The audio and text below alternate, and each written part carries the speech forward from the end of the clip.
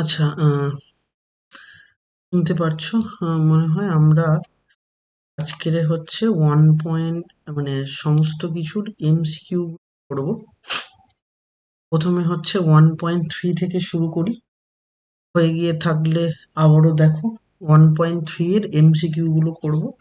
তারপরে আবারও 1.5 এর এমসিকিউ করব। যা যা এমসিকিউ আছে সবটা প্রায় মোটামুটি করে করব। তো চলে এসো, ফার্স্ট অফ অল আসি 1.3 তে। 1.3 এর এমসিকিউ। আচ্ছা, এমসিকিউ এসিকিউ সবটা আছে, ছোট খাতায় যেরকম করতে বলেছিলাম সেরকম ভাবেই করো।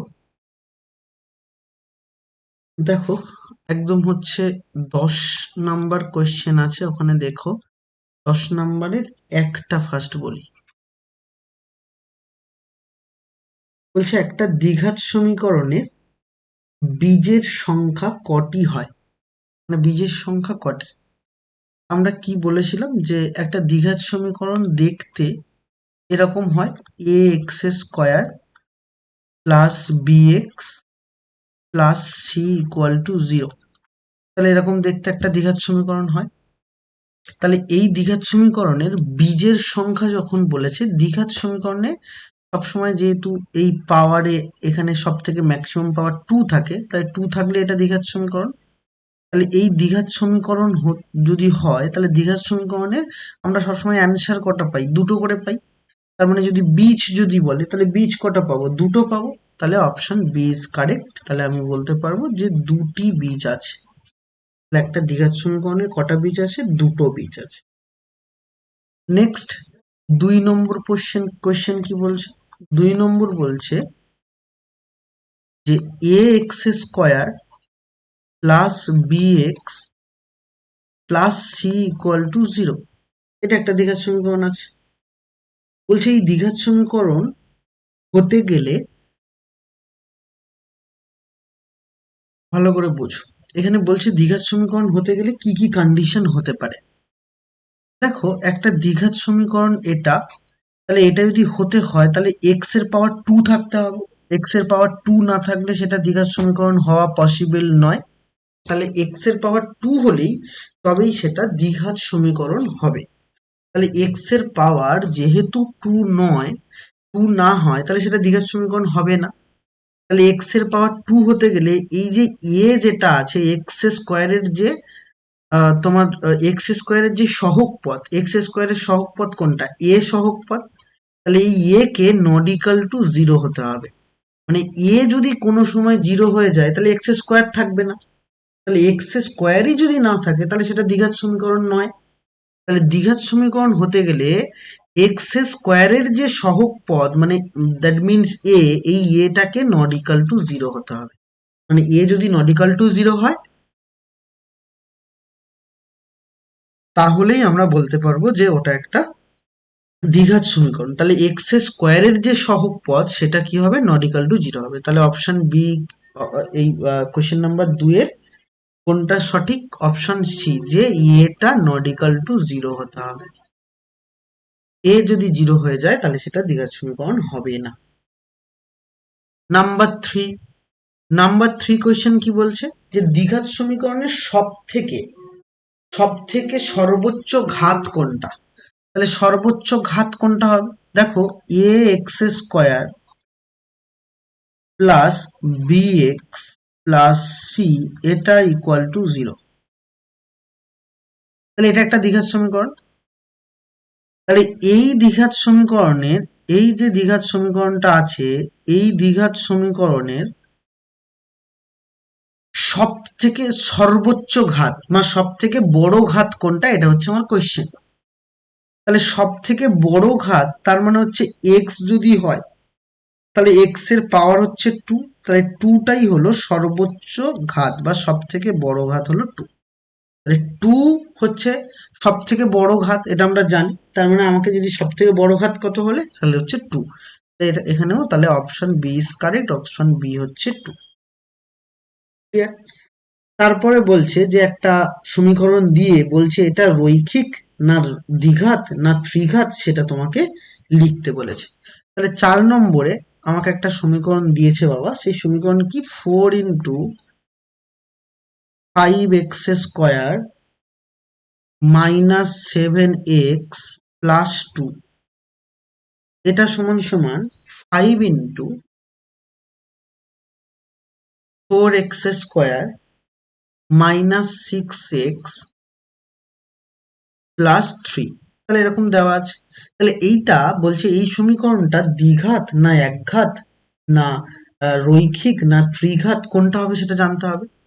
তাহলে প্রথমত আমরা এটাকে গুণ করি। 4 5 20x², 4 7 28x, 4 2 8, 5 4 20x², 5 6 30x, 5 3 15। তাহলে দেখো এখন 20x² 20x² কেটে গেল। তাহলে 30xটাকে যদি বাঁদিকে নিয়ে আসি তাহলে কি হবে, 2x হবে। 15টাকে যদি বাঁদিকে নিয়ে আসি -7 হবে, এটা ইকুয়াল টু 0 হবে। তাহলে এখন সমীকরণটা কি পেলাম বাবা, সমীকরণের সব থেকে পাওয়ার কত, সব থেকে বেশি পাওয়ার x এর পাওয়ার 1। তাহলে সমীকরণটা কিন্তু আর দ্বিঘাত হলো না, এই সমীকরণটা কি হবে, রৈখিক হবে। কারণ একঘাত যদি পাওয়ার থাকে তাহলে তাকে রৈখিক বলে, রৈখিক সমীকরণ হবে। তাহলে রৈখিক সমীকরণ বলতে আমরা অপশন এ কেই জানি যে ওটা রৈখিক বলেছে ওরা অপশন এ তে। তাহলে এটাই হচ্ছে আমার অ্যান্সার। এবার 5 নম্বরে আসি। 5 নম্বর প্রশ্নে আমাকে আরেকটু অন্যরকম কথা বলেছে। কোয়েশ্চেন নাম্বার 5 বলছে x² x এটা ইকুয়াল টু 6, x² x এটা ইকুয়াল টু 6। এখানে বলছে যে এই সমীকরণের বীজদ্বয় বা বীজ কোনটা হবে। এবার এখানে সবাই যেটা ভুল করে সেটা হচ্ছে উপরে একটা এক্স আর নিচে একটা এক্স কেটে দেয়। এভাবে যদি কেটে দাও তাহলে সেটা কিন্তু ঠিকঠাক কারেক্ট হলো না, কারণ ওরকম ভাবে কেটে দিতে তুমি পারো না। যদি তুমি কেটে দাও উপরে এক্স আর নিচে এক্স একটা একটা করে তুমি কেটে দিলে, তাহলে কেটে দিলে কিন্তু ওটা একদম সঠিক প্রসেস হলো না। তাহলে উপরে এক্স নিচে এক্স ওরকম ভাবে কাটা যায় না বা কাটা পসিবল নয়। তাহলে হচ্ছে কারণ কি, এক্স নট ইকাল টু 0 বললে তাহলে কাটা যেত। অত শত ভাববে না, সহজভাবে ভাববে যে উপরে এক্স আর নিচে এক্স এরম ভাবে কাটা যায় না। এরম ভাবে কেটে দিলে তুমি অ্যান্সার কত পাবে, এক্স ইকুয়াল টু 6 পাবে। এই অপশন কিন্তু আছে এক্স ইকুয়াল টু 6, তাহলে সবাই অপশন বি দেবে, কিন্তু এটা ভুল অ্যান্সার। এইভাবে নিচে উপরে কাটা যায় না। তাহলে আমি করব কিভাবে, আমি করব দেখো x² এটা ইকুয়াল টু 6 দেওয়া। তাহলে আমি যদি কোনাকুনি ক্রস মাল্টিপ্লিকেশন বা বজ্র গুণন করি তাহলে এটা হবে 6x। তাহলে 6xটা যদি বাঁ দিকে নিয়ে চলে আসো তাহলে ইকুয়াল টু 0 হবে। তাহলে x যদি কমন নাও তাহলে x -6 তৈরি হবে।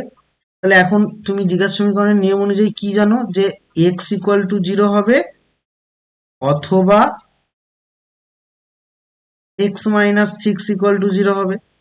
তাহলে x ইকুয়াল টু 0 হলো আর x ইকুয়াল টু 6 হলো। তাহলে আমার অ্যান্সার কত, একটা 0 একটা 6, তার মানে অপশন সি ইজ কারেক্ট, 0 ও 6। তাহলে 0 ও 6 হচ্ছে আমার কারেক্ট অ্যান্সার। আশা করি বুঝে গেছো। এবার চলে এসো সত্য মিথ্যায় যাই। সত্য মিথ্যেতে কি বলেছে দেখা যাক।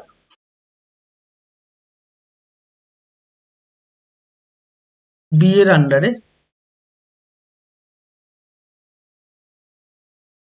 সত্য মিথ্য বলছে যে x-3 তার হোল স্কোয়ার, ভালো করে বোঝো, x-3 তার হোল স্কোয়ার এটা ইকুয়াল টু তোমার আছে x² -6x প্লাস 9। x-3 তার হোল স্কোয়ার ইকুয়াল টু এটা আছে। বলছে এটা একটা দ্বিঘাত সমীকরণ। দেখো আমি এইটাকে হচ্ছে দ্বিঘাত সমীকরণ ওরা বলছে, কিন্তু আমি এটা বলছি এটা দ্বিঘাত সমীকরণ নয়। কারণ x-3 এর হোল স্কোয়ারকে যদি তুমি ভাঙো, x² -2 × x × 3 প্লাস 3 স্কোয়ার হওয়া উচিত। এটা ইকুয়াল টু মানে x square minus 6x plus 9 হবে। তার মানে x square minus 6x plus 9, এটা equal two x square minus 6x plus 9। তাহলে দেখো বাঁ দিক ডান দিক সমস্ত কিছু কেটে যাচ্ছে। তাহলে এগুলোকে কি বলা হয়? এইগুলোকে বলা হয় অভেদ। যখন দেখবে বাঁ দিক ডান দিক সব কেটে যাচ্ছে বা কোনো সূত্র, এগুলোকে দ্বিঘাত সমীকরণ বলে না, এগুলোকে তাহলে বলে কি? বলে হচ্ছে অভেদ, বা ইংরেজিতে বলে এগুলোকে আইডেন্টিটি। তাহলে এগুলো একটা অভেদ, এটা কোনো দ্বিঘাত সমীকরণ নয়। স্কোয়ার টার্ম থাকলেই যে দ্বিঘাত সমীকরণ হবে তা কিন্তু মানে নেই। তাহলে এগুলো একটা আইডেন্টিটি বা অভেদ, এগুলো দ্বিঘাত সমীকরণ নয়। তার মানে এটা কি হবে? এটা হবে মিথ্যা, সত্য নয়। পরে পরে হচ্ছে 2 নম্বর প্রশ্ন কি বলেছে দেখো বাবা। এই বি এর আন্ডারে 2 বলছে এক্স স্কোয়ার ইকুয়াল টু 25। এই সমীকরণের একটা বীজ 5। তাহলে আমরা দেখি, তাহলে এক্স সমান সমান আমরা কি জানি? √25 জানি। এবং এটা তাহলে কি কি হতে পারে? +5 -5 দুটোই হতে পারে।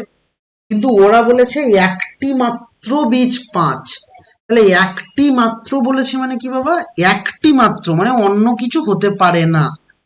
একটি মাত্রই বীজ হবে, সেটা কিনা 5ই হবে। ক্লিয়ার? তাহলে ওরা বলতে চেয়েছে যে একটি মাত্রই বীজ এবং সেটা কিনা 5 হবে। তাহলে এখন একটি যদি মাত্র কথাটা না থাকতো তাহলে কিন্তু ওটা ঠিক হতো, কিন্তু একটি মাত্র মানে কি? আর কোনো বীজ নেই, একটাই মাত্র বীজ আছে এবং সেই বীজটা 5। কিন্তু যদি ওইখানে ভালো করে প্রশ্ন পড়বে, দেখো মাত্র কথাটা যদি না থাকতো তাহলে ওটা সত্য হতো, কিন্তু একটি মাত্র বলেছে তাহলে এটা মিথ্যা হবে। এটা মিথ্যা হবে। ওকে, এবার চলে আসি সি এরটায়, শূন্যস্থান পূরণ। শূন্যস্থান পূরণ কি বলেছে দেখো তো। শূন্যস্থান পূরণ বলছে a x square plus B x plus C equal to 0। A x square plus B x plus C equal to 0।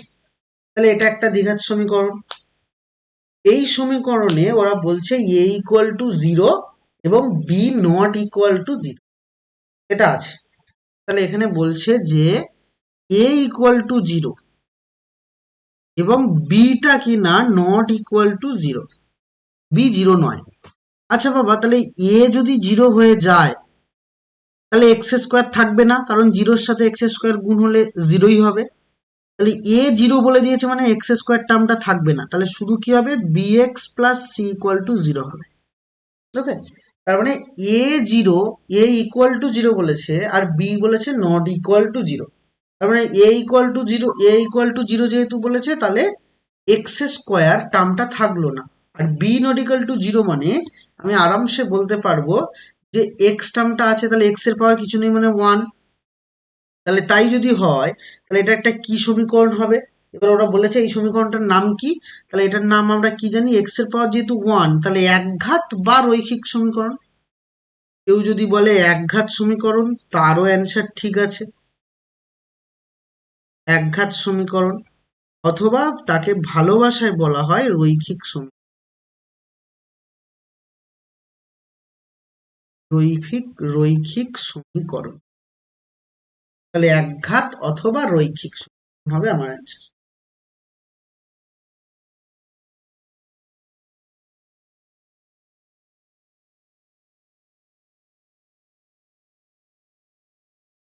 তারপরের প্রশ্ন আসি 2-তে।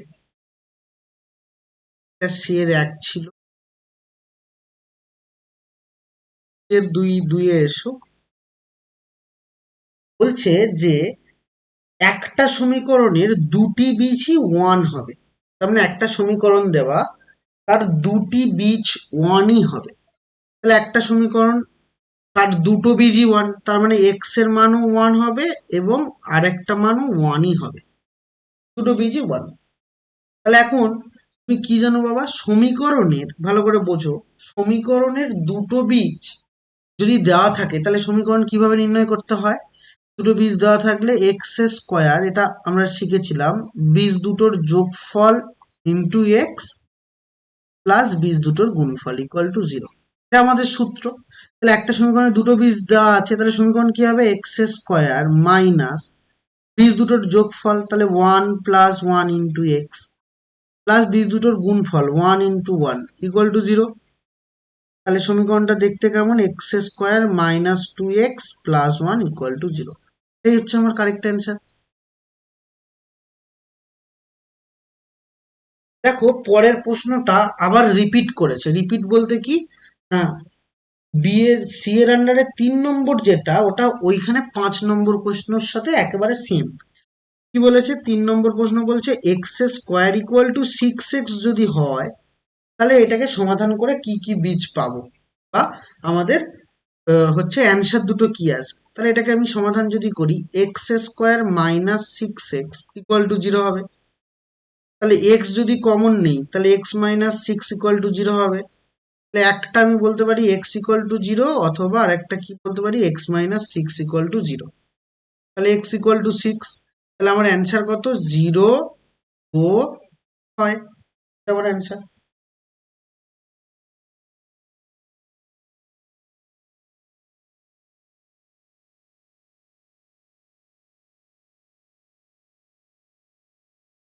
এবার আসি 11 নম্বর প্রশ্ন। দেখো 11 নম্বরটা 2 নম্বরের প্রশ্ন।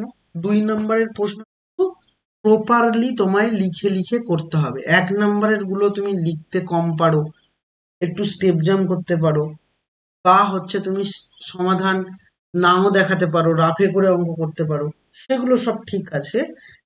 2 নম্বরের প্রশ্ন মানে বিশেষ করে এসে কিউ যেটা, বা সংক্ষিপ্ত উত্তরধর্মী, ওগুলো কিন্তু তোমাকে একটু লিখে করতে হবে, যেমনটা যেমন হয় আর কি অঙ্ক, সেভাবে পুরো ডিটেলসে আলোচনা করতে হবে।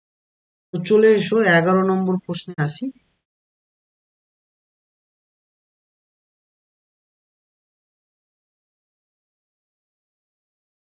তাহলে 11তে আসা যাক। 11-র প্রথমে one, x square plus A x plus three equal to zero. X square plus A x plus three equal to zero, এটা একটা কি আছে, সমীকরণ আছে। তাহলে এই সমীকরণের বলছে একটা বীজ যদি ওয়ান হয় তবে এর মান কি হবে, এটা হচ্ছে প্রশ্ন। তাহলে কি বললো না, সমীকরণের একটা বীজ যদি ওয়ান হয় তাহলে সমীকরণটা মানে এর মান কি হবে। তাহলে আমরা এই সমীকরণের একটা বীজ ওয়ান বলেছি, তাহলে সমীকরণের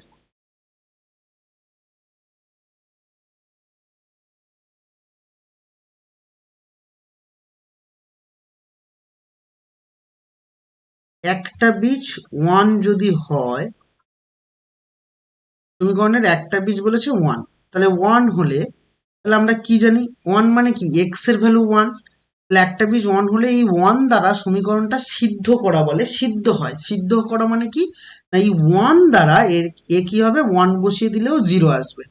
তাহলে সমীকরণের একটা বীজ ওয়ান মানে কি, এক্স এর মান ওয়ান, তাহলে এক্স এর জায়গায় ওয়ান বসিয়ে দিতে পারি। তাহলে ওয়ান স্কোয়ার প্লাস এ ইন্টু ওয়ান প্লাস থ্রি, এটা ইকুয়াল টু জিরো। তাহলে one plus A plus three equal to zero হবে। তাহলে এখান থেকে এর ভ্যালু কত, তিন আর একে চার, ডান দিকে নিয়ে গেলে মাইনাস চার। তাহলে সমীকরণের একটা বীজ ওয়ান হয়েছে, তাহলে এর ভ্যালু কত, চার। তাহলে তোমার এবার নিচে উত্তরে কিন্তু লিখতে হবে, অতএব এ এর নির্ণেয় মান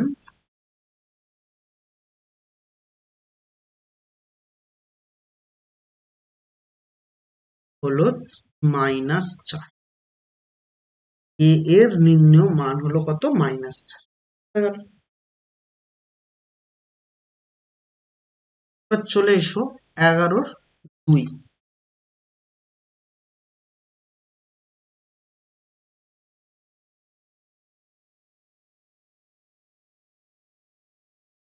এগারো নম্বর কোয়েশ্চেনের 2 নম্বর প্রশ্নে আসি। এখানে একটা সমীকরণ দিয়েছে, দিয়ে এর বলছে একটা বীজ 2 হলে অপর বীজ কত, এটা তোমাকে বার করতে বলে। বলছে একটা যদি 2 হয় অপরটা কত হবে। প্রথমে আমি সমীকরণটা লিখি। সমীকরণটা কি আছে? X square minus 2 plus B whole into x plus 6 equal to 0। তাহলে এর একটা বীজ 2 বলেছে। দেখো যদি আমি বি এর মান পেয়ে যাই তাহলে সমীকরণটা সমাধান করলে আর একটা বীজ পেয়ে যাব। তাহলে বি এর মান তো আমি এখানে জানি না, তাহলে বি এর মানটা পেতে হবে আমাকে আগে। তাহলে সমীকরণের একটা বীজ বলেছে 2 যদি হয় অপর বীজটির মান কত। তাহলে এখন আমি এখন বলতে পারবো যে সমীকরণের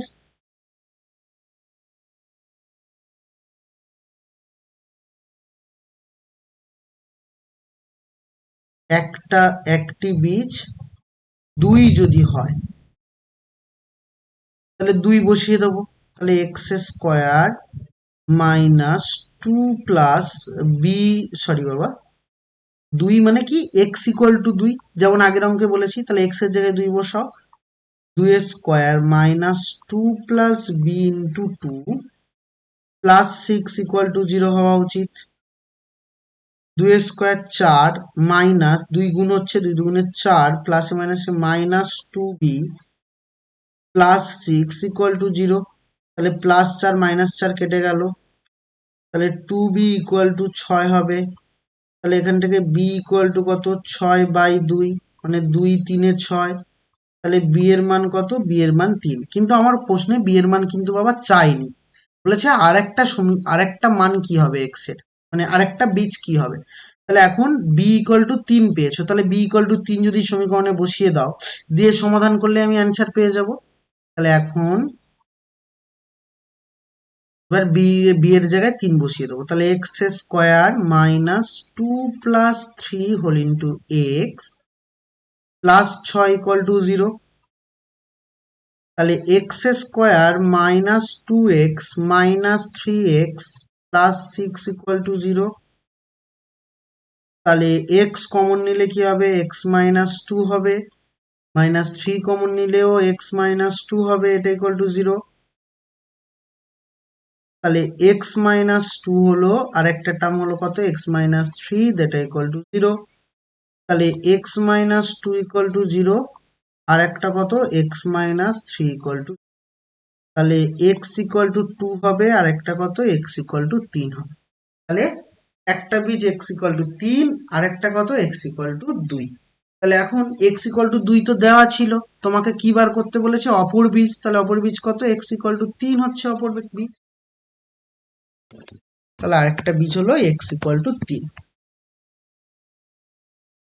তাহলে এক্স ইকুয়াল টু 3 হচ্ছে একটা বীজ, যেটাই আমার অ্যান্সার।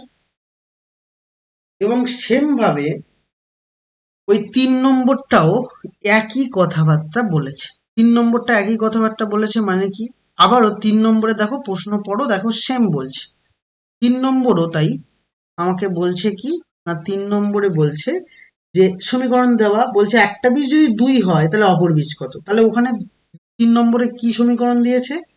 2x স্কোয়ার প্লাস কে এক্স প্লাস 4, এটা ইকুয়াল টু 0। এটা হচ্ছে 3 নম্বর সমীকরণটা দেওয়া।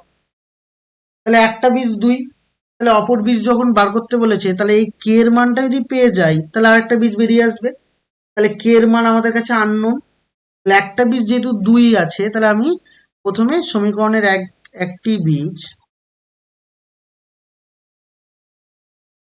সমীকরণের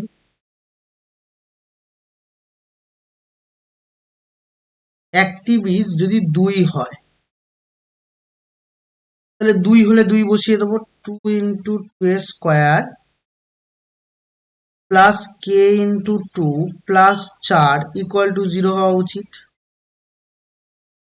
তাহলে এখন 2 স্কোয়ার 4, 4 দুগুণে 8 হবে, প্লাস 2k হবে, প্লাস 4 ইকুয়াল টু 0। তাহলে 2k ইকুয়াল টু 8 আর 4 12, মানে -12। তাহলে কে এর ভ্যালু কত বাবা? -12/2 মানে হচ্ছে -6। তাহলে এখন -6 কার মান পেয়েছো? কে এর মান। তাহলে -6 এখানে বসিয়ে সমাধান করে নেই। তাহলে 2x² -6x +4 = 0। তাহলে দেখো সবার থেকে 2 কমন যাচ্ছে, 2 কমন নিয়ে সরিয়ে দাও। x² 2 3 6 +2 2 4 = 0। তাহলে এখন এটাকে সমাধান করলে x² - 2 + 1 × x +2 = 0 হওয়া উচিত। তাহলে এখন তুমি পাবে x² - 2x - x + 2 এটা = 0 হবে। তাহলে x কমন নিলে কি হবে বাবা? x - 2 -1 কমন নিলে x - 2 এটা = 0। তাহলে এখন তোমার কাছে টার্ম কি কি দাঁড়ালো? x - 2 x - 1 এটা = 0। তাহলে একটা x - 2 = 0 হবে, আর একটা x - 1 = 0 হবে। তাহলে x এর ভ্যালু হচ্ছে 2 এবং x এর ভ্যালু হচ্ছে 1। তাহলে x এর ভ্যালু 2 হবে এবং x এর ভ্যালু কত হবে? 1 হবে। তাহলে দুটো দেখো ভ্যালু পেয়েছো, একটা x এর ভ্যালু 2 পেয়েছো আর একটা 1 পেয়েছো। তাহলে একটা তো ওরা বলে দিয়েছিল 2, তাহলে বলেছিল আরেকটা বীজ বার করতে বা আরেকটা হচ্ছে তোমার সমীকরণের মান দরকার, তাহলে আরেকটা মান হচ্ছে 1। তাহলে একটা, তাহলে আমার অ্যান্সার কত? 1। এবার চলে আসি কোয়েশ্চেন নাম্বার 4 এবং 5। দেখো কোয়েশ্চেন নাম্বার 4 এর অঙ্ক খুবই ইম্পর্টেন্ট, পরীক্ষায় আসে, যে একটি প্রকৃত ভগ্নাংশ এবং তার অনন্যকের অন্তর 9/20। তাহলে সমীকরণটা লিখতে বলেছে শুধু। এটা 3 নাম্বার দিয়ে আসে, সমীকরণটা সমাধানও করতে হতে পারে। সমীকরণটা এখানে লিখতে বলেছে, কিন্তু ওরা বলতে পারে যে ভগ্নাংশটি কত, তার মানে সমীকরণ আমাকে সমাধান করতে হবে। সমাধানটাও তোমাকে পরীক্ষায় দিতে পারে, সেটা নিয়ে কোনো ডাউট আমাদের নেই। তাহলে আমাকে বলেছে যে সমীকরণটা কি হবে। তাহলে 4 নম্বরে এসো। তাহলে 4 নম্বরে বলছে যে কি বলেছে না, একটা প্রকৃত ভগ্নাংশ এবং তার অনন্যক, অনন্যকের অন্তর 9/20। তাহলে ধরে নাও, যে ধরি প্রকৃত ভগ্নাংশ। ভালো করে বুঝবে প্রকৃত ভগ্নাংশ কাকে বলে, অপ্রকৃত ভগ্নাংশ কাকে বলে, এটা আমাকে আগে জানতে হবে। দেখো একদম ছোটবেলায় আমরা পড়েছিলাম প্রকৃত ভগ্নাংশ মানে কি। প্রকৃত ভগ্নাংশ মানে হচ্ছে যে ভগ্নাংশের হরের তুলনায় লবটা ছোট হবে, এই হচ্ছে তোমার প্রকৃত ভগ্নাংশ। এটা তোমাকে আগে কিন্তু বুঝতে হবে যে একটা ভগ্নাংশ, যে ভগ্নাংশের যাই হোক না কেন হরের মান, তাহলে লবটা যেন হরের থেকে ছোট হয়, তাহলে এটাকে আমরা প্রকৃত ভগ্নাংশ বলে থাকি, বা প্রকৃত ভগ্নাংশ আমরা অ্যাকচুয়ালি বলবো যে লবের মানে এখানে অ্যাকচুয়ালি ভুল হয় কেন, ভুল হয় কেন আমি বলছি। দেখো সবাই কি করে বাবা, সবাই করে যে ধরি প্রকৃত ভগ্নাংশটি হলো, এখানে সবাই ভুল করে, এটা শুনে নাও, দেখে নাও। প্রকৃত ভগ্নাংশটি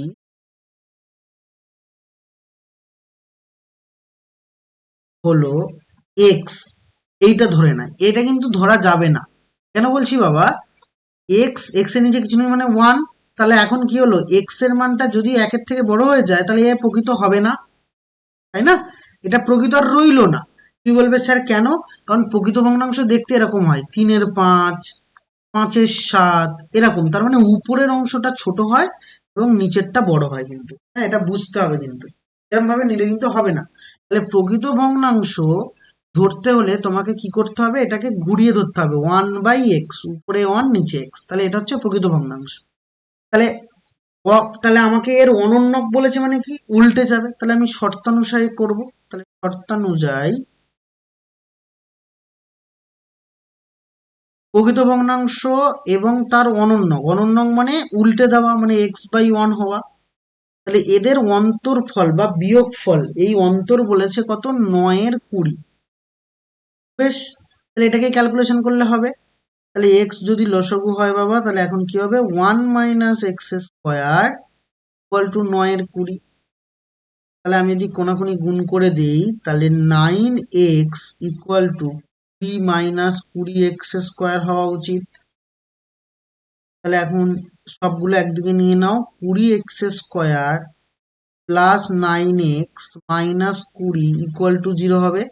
তাহলে এইটা হচ্ছে অ্যান্সার, কিন্তু পরীক্ষায় বড় প্রশ্ন হিসাবে আসে। তাহলে বড় প্রশ্ন আসলে কি করব, এটাকে শুধু সমাধান করে নেবো। হ্যাঁ, বড় প্রশ্ন হিসাবে যদি প্রশ্নটা আসে তাহলে এই সমীকরণটাকে শুধু সমাধান করে নিলেই হবে। কিন্তু এইটার জন্য মানে এই 11-4 নম্বর অঙ্কে শুধু বলেছে সমীকরণ নির্ণয় করতে, তাহলে সমীকরণ আমরা নির্ণয় করে ফেলেছি। ওকে, এবার চলে এসো 5 নম্বর প্রশ্নে। 5 নম্বর প্রশ্নটাও খুবই ইম্পর্টেন্ট প্রশ্ন, পরীক্ষায় অনেকবার এসছে। 5 নম্বর প্রশ্নটাও আমরা করব।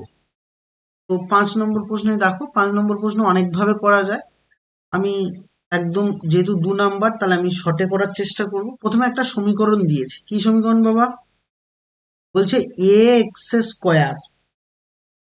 প্লাস bx প্লাস 35 মানে 35, এটা ইকুয়াল টু 0 হবে।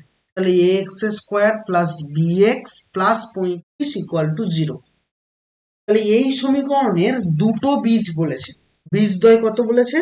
-5 ও -7। তাহলে সমীকরণের দুটি বীজ কি কি?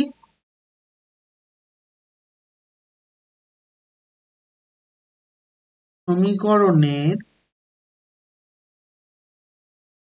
দুটো বীজ হচ্ছে -5 আর -7, এই দুটো বীজ বলেছে। তাহলে এখন বলছে এ এবং বি এর মান বার করতে হবে, মানে এ এর মান কি হবে এবং বি এর মান কি হবে, এটা হচ্ছে প্রশ্ন। ঠিক আছে, ভালো করে বুঝবে লাইন বাই লাইন। তাহলে এর মান কি হবে, বি এর মান কি হবে, এটা হচ্ছে আমার প্রথম কথা। এটাই হলো আমার প্রশ্ন, যে এর মান কত এবং তার সাথে সাথে বি এর মান বা কত হবে। ওকে, তাহলে আমরা এখন বুঝে গেছি এর মান কত এবং বি এর মান কত, এটা আমাকে বার করতে বলেছে। এবার দেখো, ভালো করে মন দিয়ে বুঝবে, এর মান এবং বি এর মান যেহেতু আমার এই দুটো দরকার, তাহলে আমরা অ্যাকচুয়ালি একটা কাজ তো করতে পারি, যে দুটো বীজ যদি থাকে তাহলে সমীকরণের বার করার নিয়ম কি? x² মাইনাস বীজ দুটির যোগফল, তাহলে -7 -5 হোল ইন্টু এস। তাহলে x² মাইনাস বীজ দুটির যোগফল ইন্টু এক্স প্লাস বীজ দুটির গুণফল, এটা করলে আমরা সমীকরণ পাই, এটা আমরা শিখেছিলাম, ইকুয়াল টু 0। তাহলে x² মাইনাস বীজ দুটির যোগফল ইন্টু এক্স প্লাস বীজ দ্বয়ের গুণফল। তাহলে এখন তুমি পাবে x², এবার 7 আর 5 যোগ করলে 12, তাহলে প্লাস 12x হলো, আর এখানে প্লাস 35 হলো। তাহলে এটা ইকুয়াল টু 0। তাহলে দুটো বীজ দেওয়া থাকলে সমীকরণ হবে এরকম, এটা আমরা আগে থেকেই পড়েছিলাম। তাহলে ওরা সমীকরণ বলছে এরকম, আর আমরা বার করেছি সমীকরণ এটা। তার মানে ওদের বলা সমীকরণের সাথে আমাদের বলা সমীকরণ দুটো সেম হওয়া উচিত, বা দুটো সেম হবে, এটুকু তো আমাদের পরিষ্কার যে এই দুটো সেম হবে। ওদের বলা সমীকরণ এবং আমাদের বলা সমীকরণ এই দুটো অবশ্যই কি হবে, সেম হবে বা সমান হবে বা সমান হওয়া উচিত। ওকে, আশা করি বুঝেছো। তাহলে এখন এই x² গায়ে বাবা কিছু নেই মানে কি আছে বাবা, 1 আছে, এটুকু তো আমরা জানি যে x² গায়ে কিছু নেই মানে 1 আছে। তাহলে এখানে x² গায়ে a আছে, তাহলে আমি এখন বলতে পারবো a ইকুয়াল টু 1। আবার এখানে দেখো x এর কোএফিসিয়েন্ট কত, b, বা x এর সহগপদ b, এখানে x এর সহগপদ কত, 12। তাহলে এখন আমি বলতে পারবো b ইকুয়াল টু 12। তাহলে দেখো কত সহজে অঙ্কটা হলো। তাহলে x² এর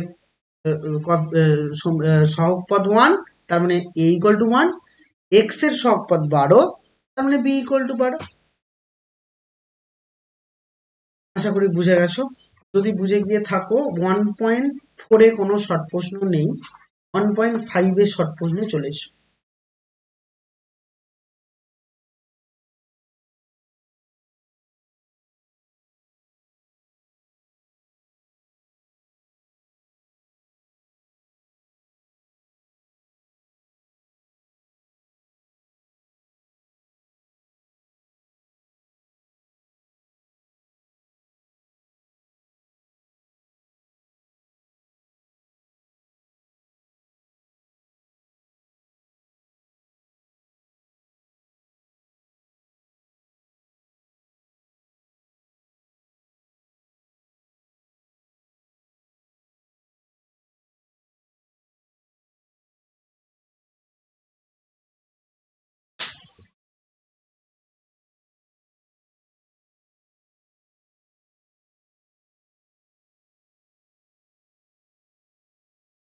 আচ্ছা, চলে আসি 1.5।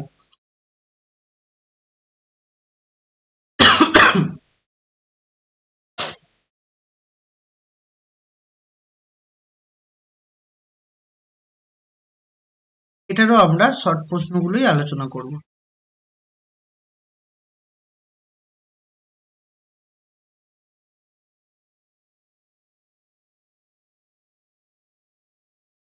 আচ্ছা, যদি 1.5টা ভুলে গিয়ে থাকো একবার একটু মনে করিয়ে নিই কি ছিল না। ওখানে বলা হয়েছিল যে a x square plus B x plus C equal to 0, এই দ্বিঘাত সমীকরণটার দুটো বীজ যদি এ আলফা ও বিটা হয়, দুটো বীজ কি কি হয়, আলফা আর বিটা যদি হয়, তাহলে দুটো বীজের যোগফলের ফর্মুলা অবশ্যই মাইনাস বি বাই এ হবে। আর দুটো বীজের গুণফলের ফর্মুলা অবশ্যই কি হবে, সি বাই এ হবে।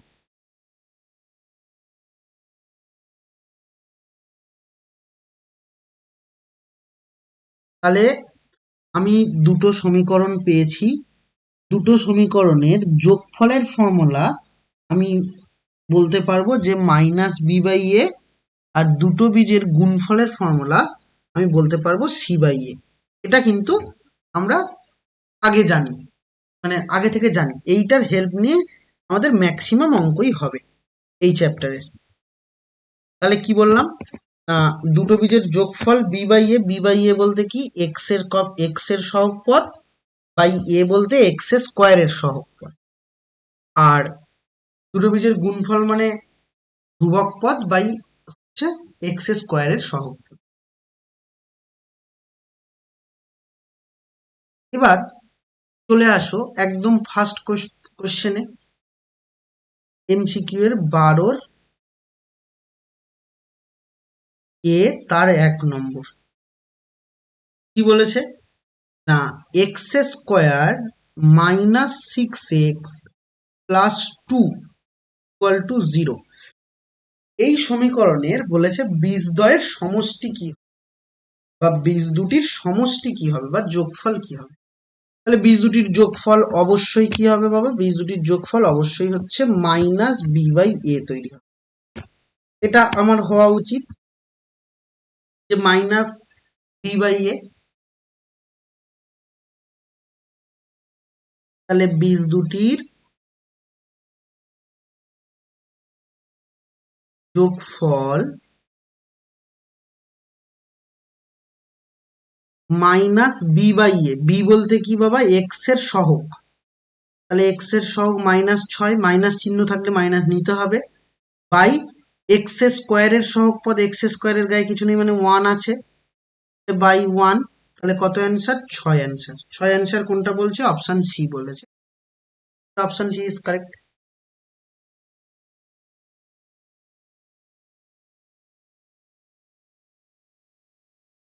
তারপরে 2 নম্বর প্রশ্নে এসো। 2 নম্বর কি বলেছে না, x square minus 3x plus k equal two 10 বলেছে। এই সমীকরণের বলেছে বীজ দুটির গুণফল -2 যদি হয়, কে এর মান কত। তাহলে দেখো, প্রথমত মাথায় রাখবে বাবা যে এইখানে কিন্তু ডান দিকে 0 হতে হবে, 0 না হলে কিন্তু সমীকরণ হয় না। তো সবাই কি করে, এইভাবে রেখেই অঙ্ক করে, এইভাবে রাখা যাবে না। তাহলে ডান দিকে 0 করার জন্য তোমাকে ওই 10টাকে বাঁ দিকে নিয়ে আসতে হবে, এটা ইকুয়াল টু 0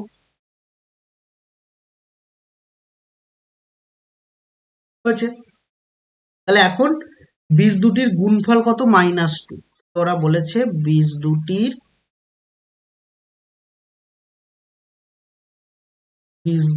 গুণফল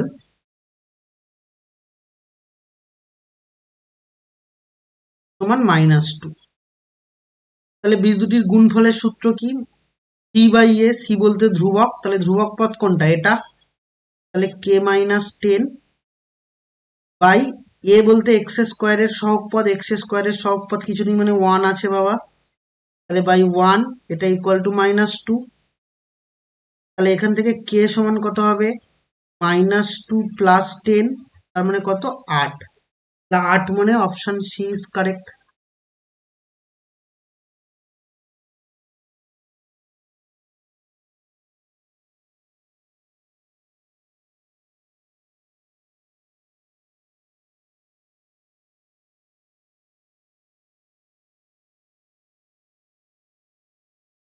এবার চলে এসো 3 নম্বর প্রশ্ন।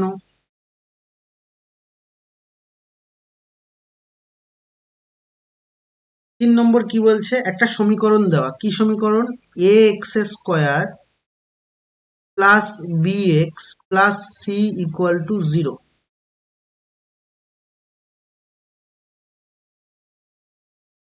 এই সমীকরণটা দিয়ে ওরা বলছে যে এর বীজদ্বয় বাস্তব এবং অসমান। তাহলে এর বীজ দুটি কি হবে, বাস্তব হবে এবং অসমান হবে, হলে B square minus four AC কি হবে। তাহলে আমি আমাদের আলোচনা করেছিলাম যে কি কি আলোচনা করেছিলাম একটুখানি বলে নিই, তাহলে সুবিধা হবে, বুঝতে পারবে।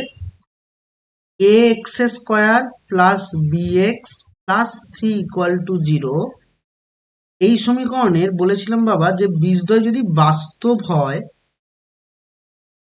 ও সমান হয়, বাস্তব এবং সমান হলে আমরা জানি B square minus four AC এটা ইকুয়াল টু 0 হয়।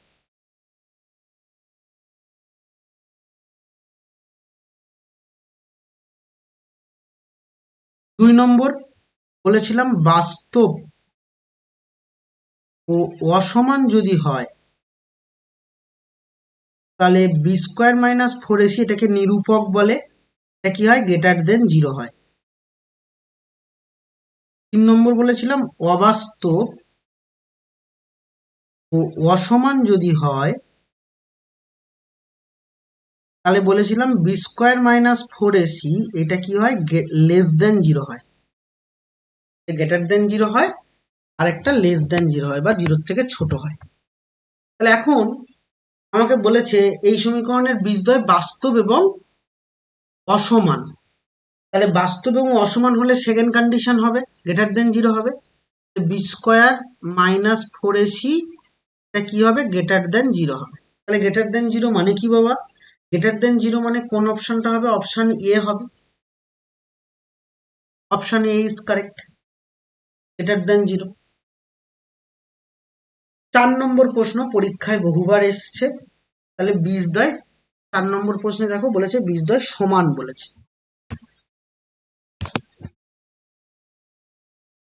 কোয়েশ্চেন নাম্বার 4-এ আসি।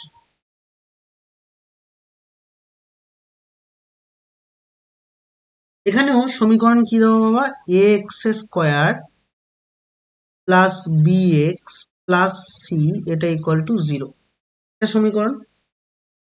তাহলে এই সমীকরণে বলছে বীজদ্বয় সমান যদি হয় তাহলে আমার কোন অপশনটা হবে, বীজদ্বয় কি বলেছে, সমান বলেছে। তাহলে এখন চেক করি, সরি, তাহলে বীজদ্বয় কি বলেছে, সমান। বীজদ্বয় সমান মানে কি, অপশন এ, তাহলে B square minus four AC এটা ইকুয়াল টু 0 হওয়া উচিত। তাহলে এখান থেকে আমি বলতে পারবো B square equal to four AC হওয়া উচিত। তাহলে এখন সি এর ভ্যালু হবে বি স্কোয়ার বাই ফোরে হওয়া উচিত। তাহলে সি এর ভ্যালু কি, বি স্কোয়ার আর ফোরে গুণ আছে, নিচে ভাগ হয়ে যাবে, তাহলে সি ইকুয়াল টু কি হবে, বি স্কোয়ার বাই ফোর এ। তাহলে বি স্কোয়ার বাই ফোরে হচ্ছে তোমার অপশন, তার মানে অপশন ডি ইজ কারেক্ট। তাহলে C equal to B square by four.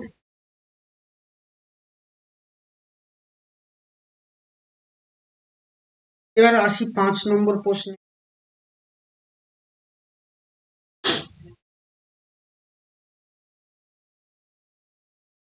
Question number 5-এ এসো।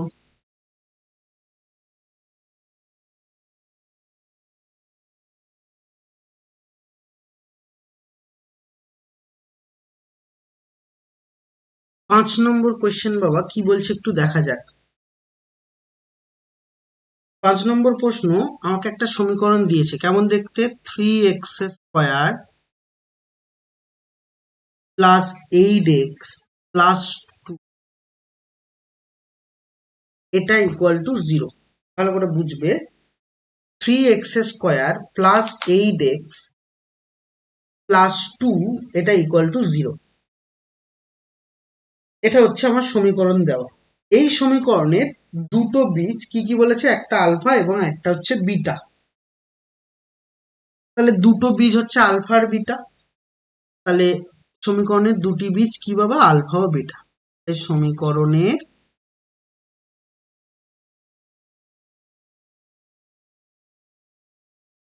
দুটি বীজ কি কি? আলফা একটা আর একটা হচ্ছে বিটা। তাহলে দুটো বীজ দেওয়া থাকলে আমরা কি জানি? দুটো বীজের যোগফল মানে কি?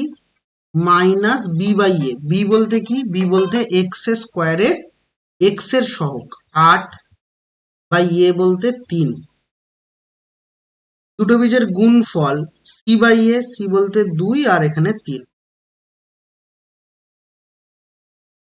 হ্যালো, হ্যাঁ কেন? কেন বল বল, এখন বল। কি? তো আমার তো অনেক লেট হয়ে যাবে যে। হুম হুম, বিকেলে।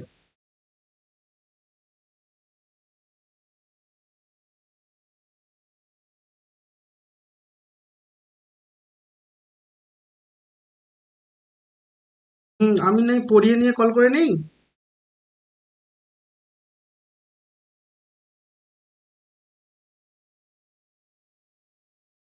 ঠিক আছে, ঠিক আছে।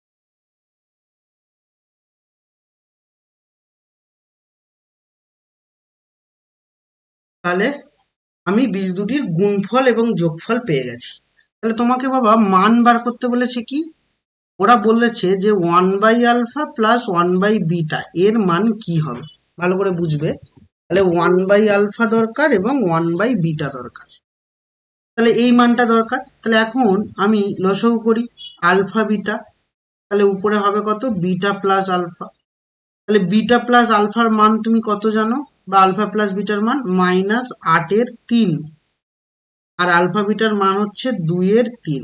তাহলে উপরে 3 নিচে 3 কেটে গেল, 2 4 8 হলো। তাহলে কত পাবো? -4 হবে তোমার অ্যান্সার। -4 মানে কি বাবা? -4 মানে option C is correct.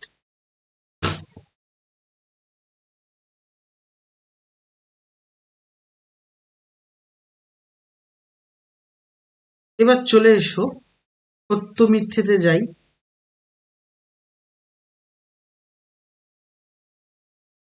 B নম্বর প্রশ্ন, এর 1 সত্য মিথ্যেতে যাব।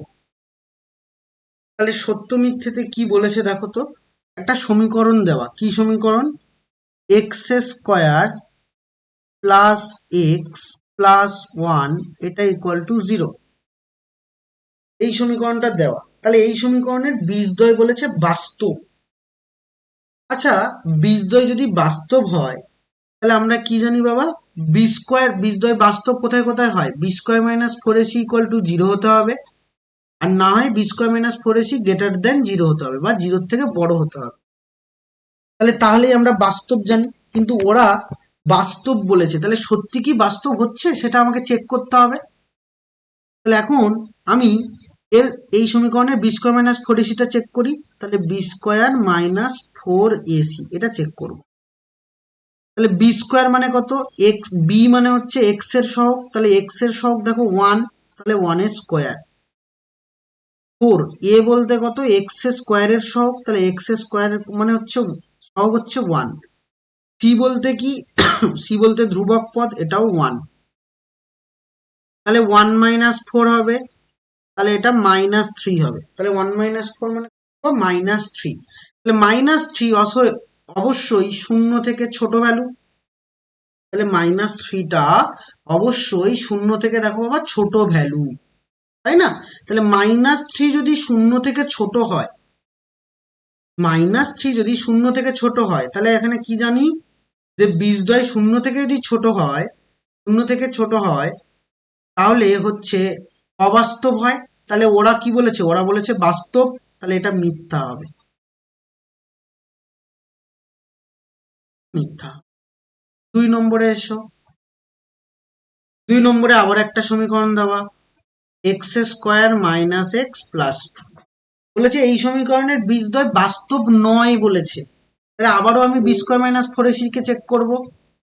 তাহলে আবারও b² - 4ac কে আমি চেক করছি। তাহলে b বলতে x এর সহগ কত? -1, তার স্কোয়ার, -4ac, এ বলতে x এর স্কোয়ারের সহগ কত বাবা? 1, c বলতে কত? 2। তাহলে এবার এটা চেক করি। তাহলে -1² মানে 1, আর এখানে তাহলে কত হচ্ছে বাবা? 4 দুগুণে 8, 8 মানে -7, মানে এটাও শূন্যর থেকে ছোট ভ্যালু। তাহলে শূন্যর থেকে ছোট ভ্যালু মানেই হচ্ছে কি? অবাস্তব। 3 নম্বর কন্ডিশন পড়ছে, এটা অবাস্তব। অবাস্তব মানে কি? বাস্তব নয়। অবাস্তব মানে আবার বাস্তব নয়। এবং ওরা কি বলেছে? ওরাও বলেছে বাস্তব নয়। তাহলে এটা কিন্তু সত্য হবে, এটা আমার সত্য।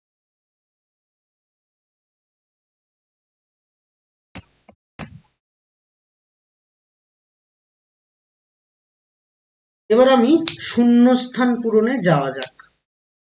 শূন্যস্থান পূরণ কি বলছে চলো তো পড়ে আসি।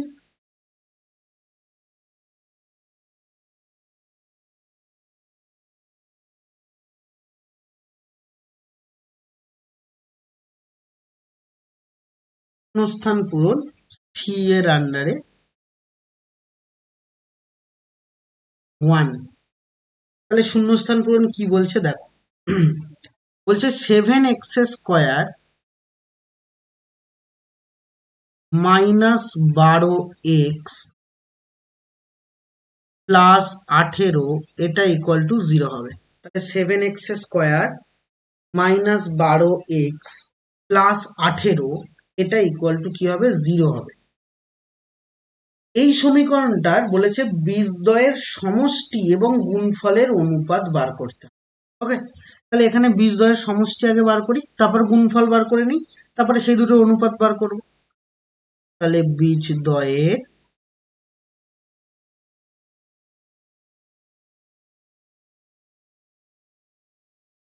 সমষ্টি মানে যোগফল, যোগফলের সূত্র -b/a, মাইনাস বি বলতে এক্স এর সহগ, তাহলে -12 বাই এ বলতে এক্স স্কোয়ারের সহগ পদ, তাহলে 7, কত হবে? 12/7।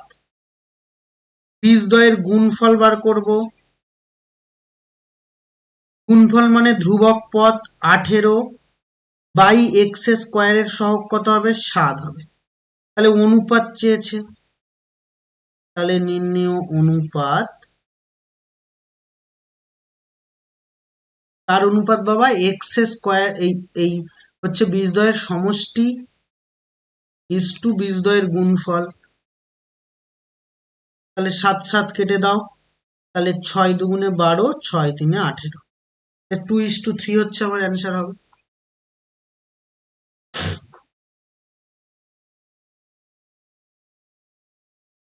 আশা করি বুঝে গেছো।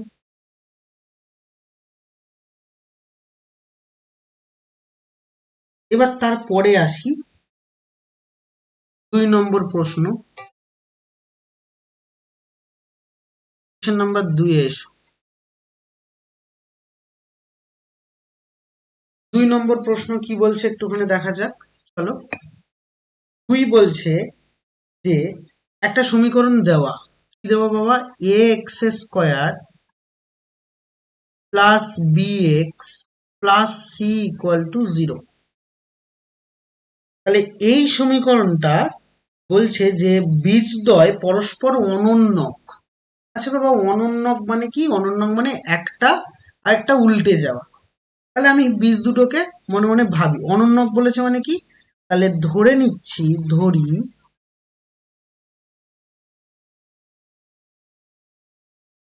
বীজ দুটি হলো একটা আলফা আর একটা 1/α।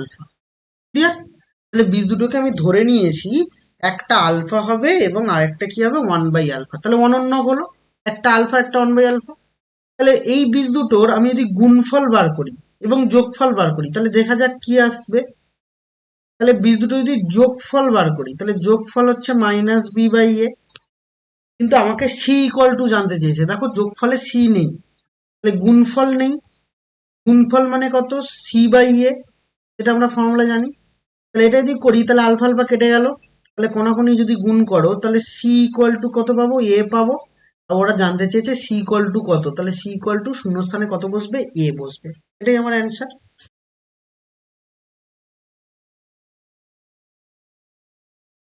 তারপরেরটায় আসি। তারপরেরটা দেখো, সেম টাইপেরই কোয়েশ্চেন কিন্তু একটু অন্য কথা বলেছে। আবারও সমীকরণটা আছে ax² plus bx plus C, এটা ইকুয়াল টু 0, এটা সমীকরণ।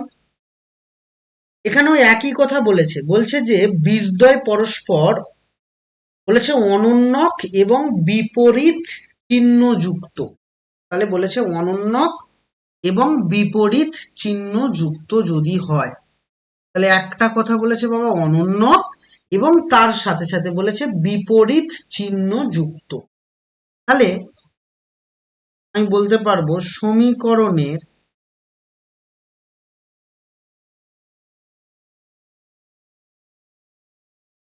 বীজ দুটি হলো, তাহলে আবারও ধরে নিচ্ছি, তাহলে একটা আলফা আর একটা কত হবে -1/α। তাহলে অনন্যক বলেছে এবং বিপরীত চিহ্নযুক্ত বলেছে, তাহলে একটা আলফা হলে আর একটা 1/α হবে অনন্যকের জন্য, আর বিপরীত চিহ্ন মানে একটা প্লাস হলে একটা মাইনাস। তাহলে এখানেও আমি বীজদ্বয়ের যোগফল বার করবো আর গুণফল বার করবো, তাহলে আলফা প্লাস -1/α, এটা মানে -b/a ফর্মুলা অনুযায়ী। এবং দেখো আমাকে এখানে এ প্লাস সি দরকার, তাহলে এখানে এ আর সি নেই, তাহলে যোগফল দিয়ে কোনো কাজ হবে না, গুণফলে যাই। তাহলে গুণফল বলেছে আলফা ইন্টু -1/α, তাহলে গুণফল মানে c/a। তাহলে আলফা আলফা যদি কেটে দাও তাহলে কোনাকুনি গুণ করলে কি হবে, -a ইকুয়াল টু সি হবে। তাহলে যদি এটাকে ডান দিকে নিয়ে যাই তাহলে সি প্লাস এ, এটা ইকুয়াল টু কত হবে, 0 হবে। এবং ওরা তাই জানতে চেয়েছে যে এ প্লাস সি এর ভ্যালু কত, তাহলে 0, তাহলে 0 হচ্ছে আমার শূন্যস্থানে বসবে, এটাই আমার অ্যান্সার। আশা করি খুব ভালো করে বুঝে গেছো অঙ্কটা।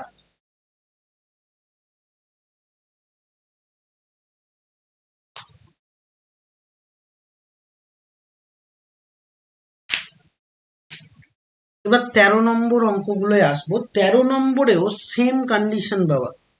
13 নম্বরও অঙ্কগুলো যখন আমরা করব আমাকে মাথায় রাখতে হবে কি না, 13 নম্বর অঙ্ক করার সময় আমার মাথায় যেন এটা থাকে যে হচ্ছে যেহেতু 2 নম্বরের প্রশ্ন, আমাকে যতটা পারা যায় লিখতে হবে, যতটা পারা যায় ততটা লিখতে হবে। এই জিনিসটা যদি মাথায় থাকে তাহলেই হবে। তো একদম ফার্স্ট প্রশ্ন পড়ো।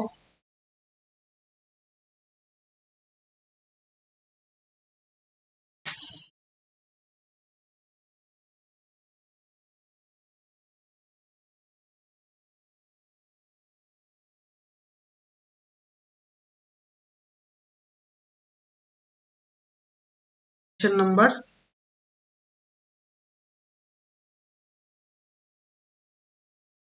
13-1 কি বলেছে, বলছে একটা দ্বিঘাত সমীকরণ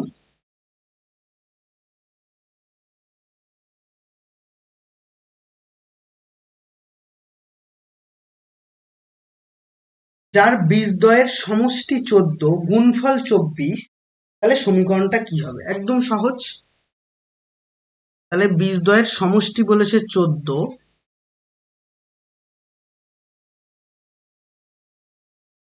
বীজদ্বয়ের সমষ্টি 14 ও গুণফল 24,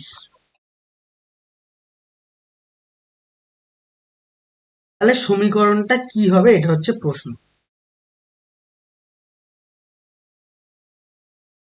অতএব নির্ণেয় সমীকরণটি হলো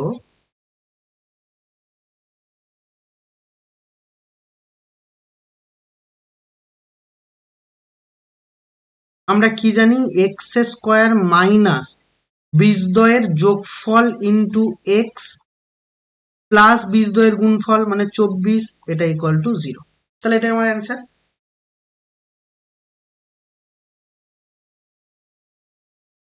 বীজদ্বয়ের যোগফল ইন্টু এক্স প্লাস বীজদ্বয়ের গুণফল, দ্যাট ইজ তোমার অ্যান্সার।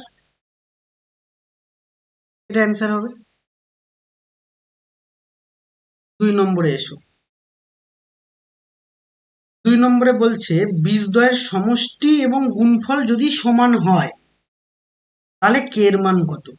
তাহলে প্রথমে সমীকরণটা লিখে নিই, কে এক্স স্কোয়ার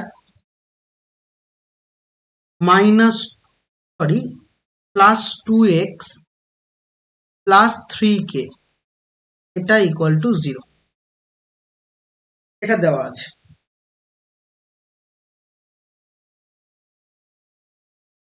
এবার দেখো বাবা, আমাকে কি করতে বলেছে, যে বীজদ্বয়ের যোগফল সমষ্টি এবং গুণফল সমান বলেছে। তার মানে আমি বলতে পারবো এখানে কি বলেছে, বীজদ্বয়ের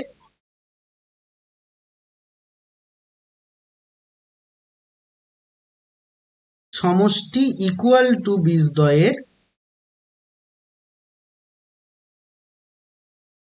গুণফল। তাহলে সমষ্টি সমান সমান গুণফল, এটা বলেছে।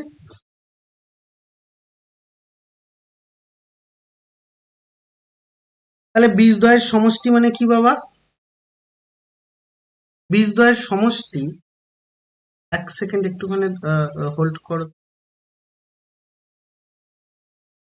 হ্যালো, হ্যাঁ সৌর্য বলো।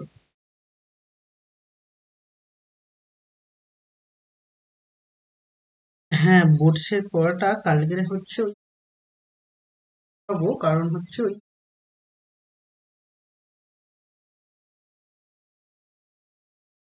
পাবো তোমাদের কালকে স্কুলে একটা খাওয়া দাওয়ার ব্যাপার আছে না। হুম হুম হুম, ওই জন্য হচ্ছে আমি স্যারেদের সাথে কথা বলেছি যে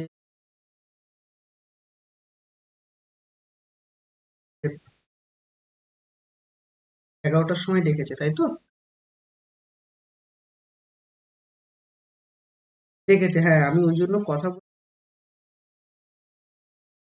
বললাম, তো বললো যে আপনি পড়ান, ওরা তো ওদের 1টা পর্যন্ত হবে, তো মেসেজ করে দিচ্ছি ওই 12টায় পড়াবো, তোমরা ডাইরেক্ট চলে যাবে।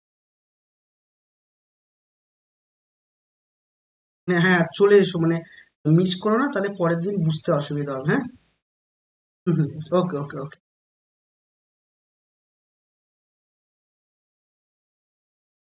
এবার চলে এসো, নেক্সট যাই,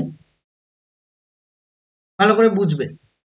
তো তাহলে বীজদ্বয়ের সমষ্টি বলেছে বাবা, তাহলে সমষ্টি মানে কি, মাইনাস বি বাই এ, তাহলে বি বলতে এক্স এর সহগ বাই এ বলতে এক্স স্কোয়ারের সহগ, ইকুয়াল টু গুণফল মানে সি বাই এ, সি বলতে ধ্রুবক পদ বাই এ বলতে হচ্ছে এখানে সহগ।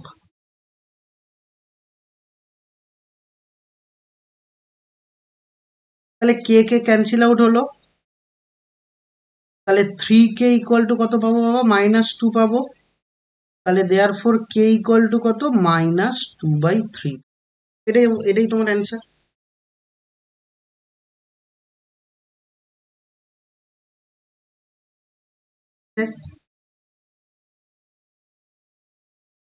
বুঝে গেছো।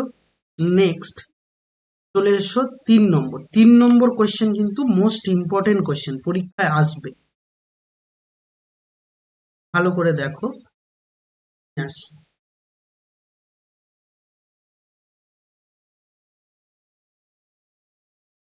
একটা সমীকরণ দেওয়া, কি দেওয়া আছে বাবা, এক্স স্কোয়ার -22x প্লাস 105, এটা ইকুয়াল টু 0 আছে।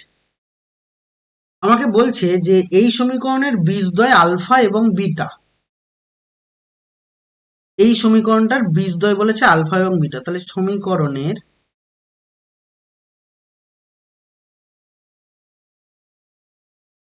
দুটি বীজ কি কি, আলফা ও বিটা। তাহলে এখন এই সমীকরণে দুটো বীজ আলফা বিটা মানে আমরা এইটুকু তো জানি, আলফা প্লাস বিটা মানে কি বীজদ্বয়ের যোগফল, মাইনাস বি বাই এ, তাহলে মাইনাস বি বলতে -22 বাই এ বলতে 1, তাহলে 22 হচ্ছে তোমার বীজদ্বয়ের যোগফল। বীজদ্বয়ের গুণফল মানে সি বাই এ, সি বলতে 105 বাই 1, তাহলে এটা হবে 105।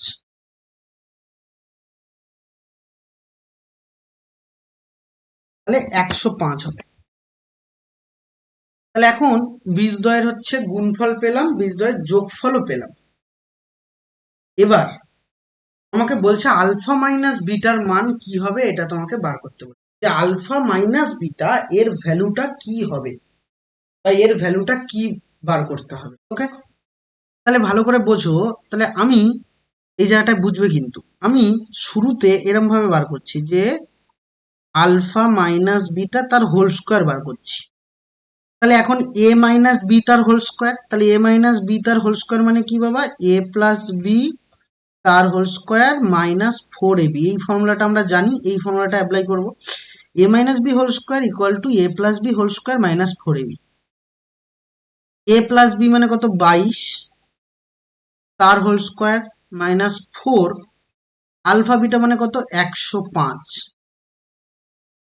তাহলে 22 আর 22-এর হোল স্কোয়ার, 22-22-এর হোল স্কোয়ার মুখস্থ রাখতে বলেছিলাম। যাই হোক আমি দেখাচ্ছি, যদিও এটা মুখস্থ রাখা খুব সহজ। 22 দুগুণে 44, 4 এখানে 4, 22 দুগুণে 44 আর 4 হচ্ছে 48, 484 হয়। তাহলে 484 হলো মাইনাস 4 5 20, 4 1 4, তাহলে 420 বাদ দিলে 64। তাহলে অতএব আলফা মাইনাস বিটা এটা সমান সমান কত হবে, এটা সমান সমান হবে হচ্ছে 8। তাহলে দেখো তুমি খেয়াল করেছো যে এটার মান কত পেয়েছো, 8 পেয়েছো, আলফা মাইনাস বিটার মান 8 পেয়েছো। পরের প্রশ্ন সেম ভাবেই আমরা করব, কি বলছে একটুখানি খেয়াল করো। নেক্সট কোশ্চেনটা আমাকে বলছে বাবা যে একটা সমীকরণ দেওয়া, বলেছে বীজদ্বয়ের সমষ্টি 0 বা বীজদ্বয়ের যোগফল কত বলেছে, 0 বলেছে। যদি 0 হয় তাহলে তোমাকে বাকি ভ্যালুগুলো বার করতে হবে, এই হচ্ছে প্রশ্ন। তাহলে প্রথমত আমি সমীকরণের বীজটা কেমন আছে একটুখানি দেখি। X square minus x equal to K into 2x minus 1, এটা দেওয়া আছে। তাহলে প্রথমে সমীকরণটাকে একটু সাজিয়ে গুছিয়ে নেই। তাহলে সাজিয়ে গুছিয়ে নেওয়া মানে কি, এক্স স্কোয়ার মাইনাস এক্স, এগুলো একদিকে নিয়ে আসবো, তাহলে মাইনাস 2kx হবে, মাইনাস মাইনাস কেটাকে বাঁদিকে নিয়ে আসলে প্লাস কে হবে, দ্যাট ইকুয়াল টু, তাহলে x square minus X common নিলে 1 plus 2k whole into X হবে প্লাস কে ইকুয়াল টু 0 হয়েছে।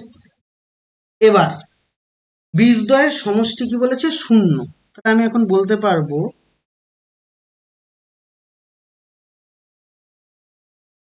বীজদ্বয়ের সমষ্টি এটা সমান সমান 0। তাহলে বীজদ্বয়ের সমষ্টি মানে কি, যোগফল। তাহলে যোগফল মানে কি, মাইনাস বি বাই এ।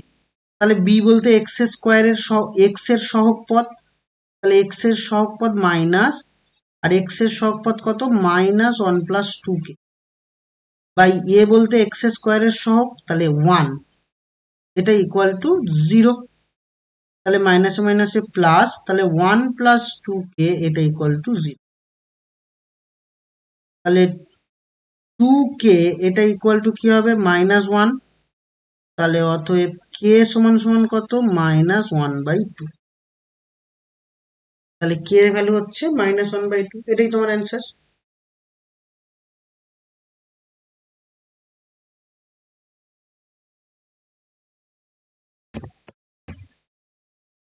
দেখো লাস্ট প্রশ্ন, 5 নম্বর প্রশ্ন। দুটো সমীকরণ দেওয়া, দুটো সমীকরণের একটা বীজ 2, দুটো সমীকরণেরই একটা বীজ 2 বলেছে, বললে কিউ এর মান কত হবে, এটা হচ্ছে প্রশ্ন। তাহলে এখন দুটো সমীকরণেরই একটা বীজ 2 বলেছে, তাহলে 5 নম্বর প্রশ্নে এসো। তাহলে দুটো সমীকরণ আমি লিখে নিচ্ছি। কি সমীকরণ দুটো হবে? একটা হচ্ছে X square plus B x plus 12 এটা ইকুয়াল টু 0, এটা একটা সমীকরণ। ওকে, আরেকটা সমীকরণ কি? আরেকটা সমীকরণ বলছে X square plus B x plus Q এটা ইকুয়াল টু 0। তাহলে এই দুটো সমীকরণেরই একটা বীজ কত? 2। তার মানে দুটো সমীকরণের সেম বীজ আছে, সেই বীজটা কত হচ্ছে বাবা? 2। তাহলে দুটো সমীকরণেরই সেম বীজ, যেটা হচ্ছে কত? 2 হচ্ছে তোমার দুটো সমীকরণেরই একই বীজ আছে, যেটা হলো 2। এবার ভালো করে বোঝো, তাহলে দুটো সমীকরণেরই যেহেতু একটা বীজ 2, তার মানে এক্স এর মান 2, তাহলে সমীকরণ দুটির একটি বীজ হলো 2। সমীকরণ দুটির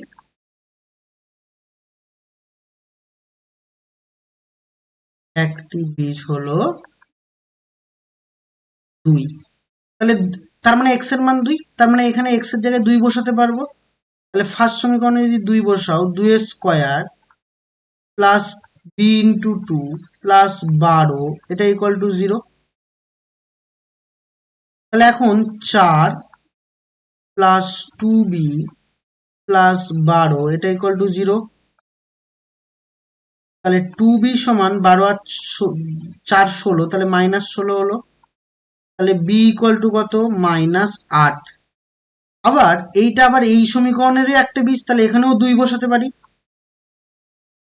তাহলে এক্স এর জায়গায় আবার 2 বসাবো, 2 স্কোয়ার প্লাস বি এর মান তুমি অলরেডি পেয়েছো মাইনাস 8, আর এক্স এর মান 2 প্লাস কিউ এটা ইকুয়াল টু 0। আমার দরকার কিউ এর মান, তাহলে কিউ এর মান পেয়ে যাচ্ছি এখান থেকে 4 মাইনাস 8 দুগুণে 16 প্লাস কিউ এটা ইকুয়াল টু 0। তাহলে মাইনাস 12 প্লাস কিউ এটা ইকুয়াল টু 0। তাহলে অতএব কিউ সমান কত পেলাম? কিউ সমান 12 পেলাম। তাহলে কিউ এর মান তোমায় জানতে চেয়েছে, তাহলে কিউ এর মান কত হবে? কিউ এর মান হচ্ছে 12। তাহলে এটাই আমার অ্যান্সার।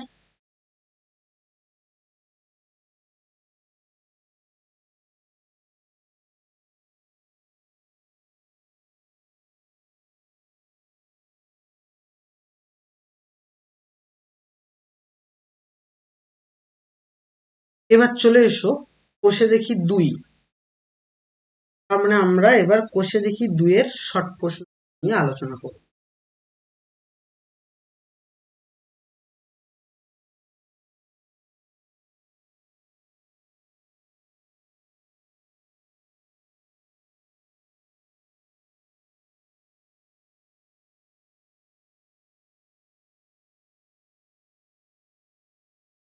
তাহলে কোষে দেখি 2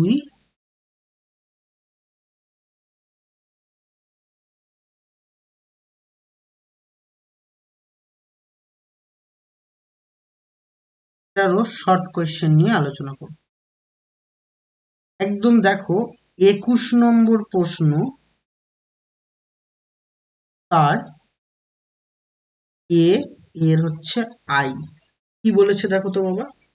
বলছে বার্ষিক 8% সরল সুদের হারে বা সরল সুদে পি টাকার টি বছরের সুদ যদি আই হয়, তাহলে তোমার কোন অপশনটা হবে? তার মানে তার মানে আমি বলেছিলাম কি এখানকার অঙ্কে আসল, সুদের হার এবং সময় এই তিনটে দরকার। তাহলে আসল ওরা কি বলেছে বাবা? পি। সুদের হার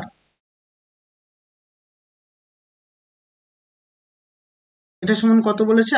8%। সময় এটা সমান কত বলেছে? সময় হচ্ছে টি বছর। আবার সুদ কত বলেছে? সুদ মানে হচ্ছে আই বলেছে। ওকে, তাহলে আমরা কি জানি, সুদ সমান আই সমান P into R into T divided by 100। তাহলে এই 100টা যদি কোনাকুনি গুণ করো তাহলে কি পাবে, পি আর টি সমান সমান 100 ইন্টু আই পাবে। তাহলে কোন অপশন হচ্ছে দেখো, পি সমান সমান পি আর টি সমান সমান 100 into I, option C is correct.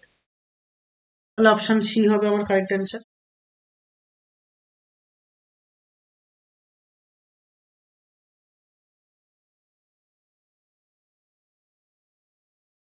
Okay, next চলে এসো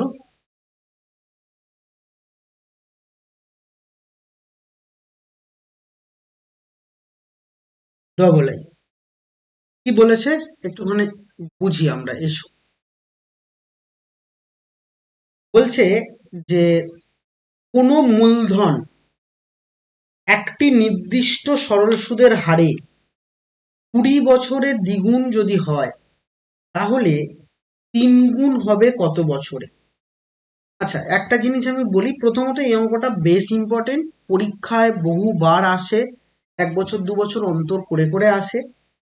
তো এই অঙ্কটা ভালো করে বুঝতে হবে। দ্বিতীয়ত আমি এরকম ধরনের অঙ্ক 2 গুণ 3 গুণ এরকম ধরনের অঙ্ক করানোর সময় বারবার তোমাদের একটা কথা বলি, যে কোনো টাকা কোনোদিন সুদ 2 গুণ 3 গুণ কোনোদিন এরম হিসাবে হয় না। কোনো টাকা ব্যাংকে রাখা হলো, বা আমি কোথাও ব্যাংক, পোস্ট অফিস যেখানেই খুশি রাখি না কেন, যখন 2 গুণ 3 গুণ বলবে তখন সুদ এবং আসল মিলিয়ে কিন্তু বাবা 2 গুণ 3 গুণ হবে। এইটা তোমাকে বুঝতে হবে, সুদ এবং আসল এইটা মিলিয়ে কিন্তু 2 গুণ 3 গুণ হবে। যদি এরকম হচ্ছে সুদ এবং আসল মিলিয়ে 2 গুণ 3 গুণ হবে, যদি আমাকে সুদে আসলে না বলে, আমাকে বুঝে নিতে হবে সুদ এবং আসল মিলিয়ে কিন্তু 2 গুণ 3 গুণ হবে। এটুকু মাথায় রাখতে হবে। তাহলে এখানটায় শুধু তোমাকে পিও দেয়নি, আরও দেয়নি, কিছুই দেয়নি, তাহলে তুমি ধরে নাও যে ধরি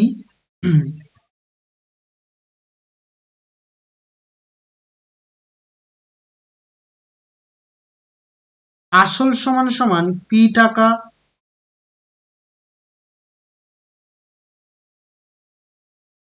সুদের হার সমান সমান আর%। আর সময় প্রথমটার ক্ষেত্রে বলেছে 20 বছরে দ্বিগুণ। আগে ফার্স্টেরটা আগে করছি। 20 বছরে কি বলেছে, দ্বিগুণ। ওকে, তাহলে সময় 20 বছর। তাহলে আমি কি বলতে পারি, পি ইন্টু আর ইন্টু সময় 20/100। 20 বছরে দ্বিগুণ, তাহলে দ্বিগুণ মানে কি, সুদে এবং আসলে মিলে দ্বিগুণ, তাহলে প্লাস পি। তাহলে সুদ প্লাস আসল এটা মিলে দ্বিগুণ হচ্ছে। দ্বিগুণ মানে কার দ্বিগুণ, আসলের দ্বিগুণ, মানে 2p হবে। তাহলে 20 5 এ 100। তাহলে পি আর বাই 5 এটা সমান পি ডান দিকে যদি নাও 2p মাইনাস পি মানে পি, পি পি কেটে দাও।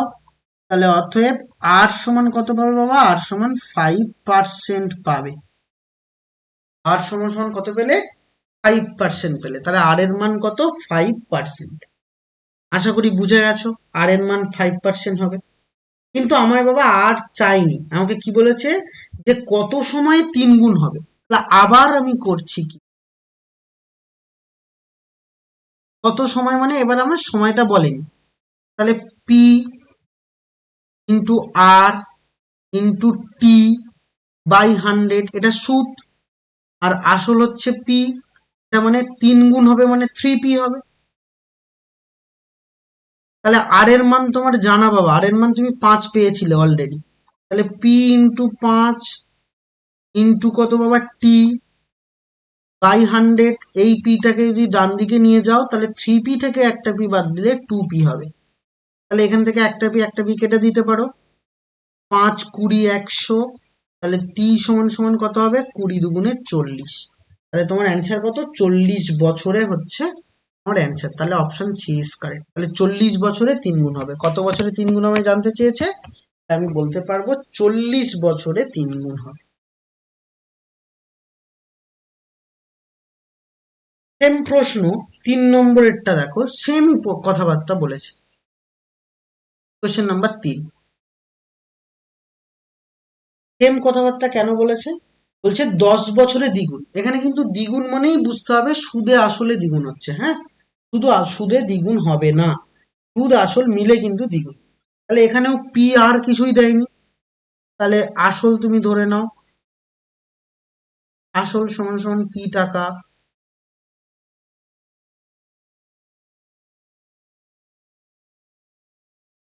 সুদের হার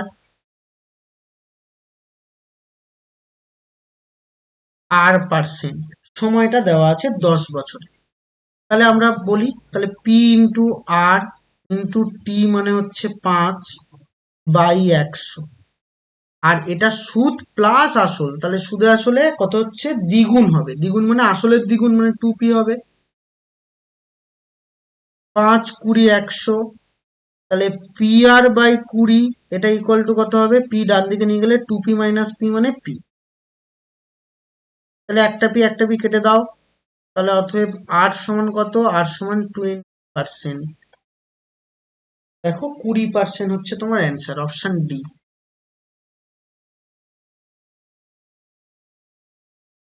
এবার এসো 4 নম্বর প্রশ্নে।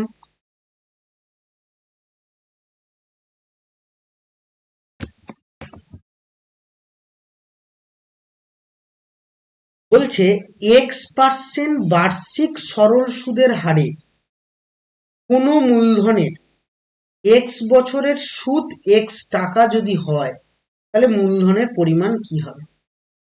তাহলে এখানটায় হচ্ছে সমস্ত কিছু তোমার এক্স দিয়ে দিয়ে, ওকে, তাহলে X বছরের সুদ X টাকা, তাহলে আমার সুদের হারটা দেওয়া নেই, এই সুদের হার দেওয়া আছে, মূলধনটা দেওয়া নেই, তাহলে মূলধন ধরে নাও, ধরি মূলধন বা আসল, এই আসল সমান সমান পি টাকা। আচ্ছা, সুদের হার কত বলেছে বাবা? সুদের হার R%, এটা সমান সমান ওরা আবার বলেছে এটা X%। তারপরে দেখো সময়, সময় টি, এটা সমান আবার বলেছে X বছর, সুদ ব্র্যাকেটে আই সমান সমান X টাকা, এটা বলেছে। তাহলে এখন তুমি কি জানো, PRT/100 এটা সমান সুদ হয়, তাহলে PR/100 এটা সমান সমান সুদ মানে আই, তাহলে পি এর মান তুমি জানো না, আর এর মান এক্স, পি এর মানও X/100, আর আই এর মানও কি বাবা, এক্স, তাহলে একটা এক্স কেটে দাও, তাহলে আমার আসল দরকার, তাহলে পি এক্স সমান সমান 100, তাহলে অতএব পি সমান কত বাবা, 100/x, তাহলে আসল কত, 100/x টাকা, মানে অপশন সি ইজ কারেক্ট, আসল সমান সমান 100/x টাকা।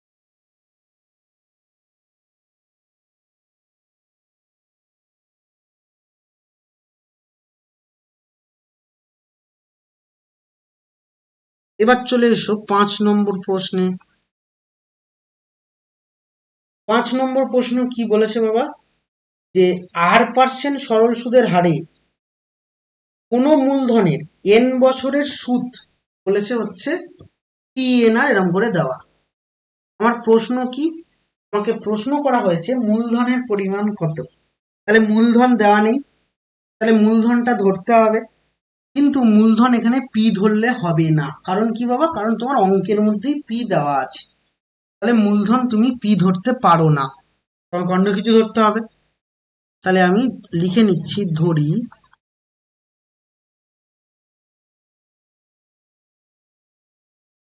আসল সমান X টাকা, এটা সবারই ভুল হয় এই অঙ্কটা, কেন, সবাই মূলধনটা বা আসলটা কিন্তু পি ধরে নেয়, যেহেতু আমরা পি ধরে অভ্যস্ত, তাহলে সবসময় পি ধরে নেয়, পি ধরে নিলে কিন্তু অঙ্ক পুরো ভুল হবে। বারবার বলছি, মন দিয়ে শোনো, কেন ভুল হবে বাবা, পি ধরলে অসুবিধা কোথায়, কারণ যখনই তুমি পি ধরবে, তাহলে তোমার আহ, অঙ্কের মধ্যেই পি আছে, তাহলে তখন ক্যালকুলেশনের সময় পি পি কেটে যাবে, তা কেটে গেলে আর তোমার দেখবে অ্যান্সার বেরোচ্ছে না, ঠিক আছে, তাই পি ধরো না। সুদের হার কত? সুদের হার 8%ই বলেছে।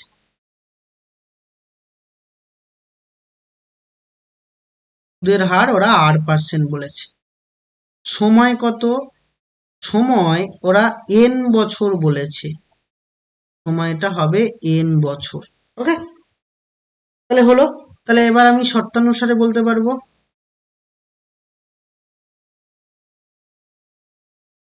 আমরা ফর্মুলা কি জানি? P into P R R T by 100, এটা সুদ। তাহলে এই সুদটা সমান ওরা কি বলেছে? পি এন আর বাই 25 হবে। তাহলে এন আর সব কেটে গেল, 25 4 100 হলো। ঠিক আছে, তাহলে 25 4 100 মানে এক্স সমান সমান কত? 4টা ওপাশে গুণ হলে 4p। তাহলে এক্সটাই আমি আসল ধরেছিলাম, আসল মানে 4p টাকা। তাহলে 4p টাকা মানে option B is correct.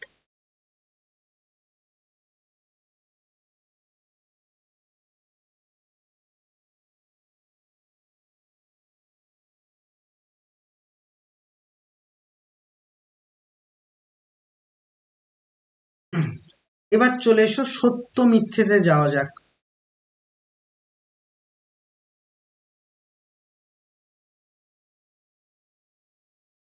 Next আসবো আমরা সত্য মিথ্যেতে যাব।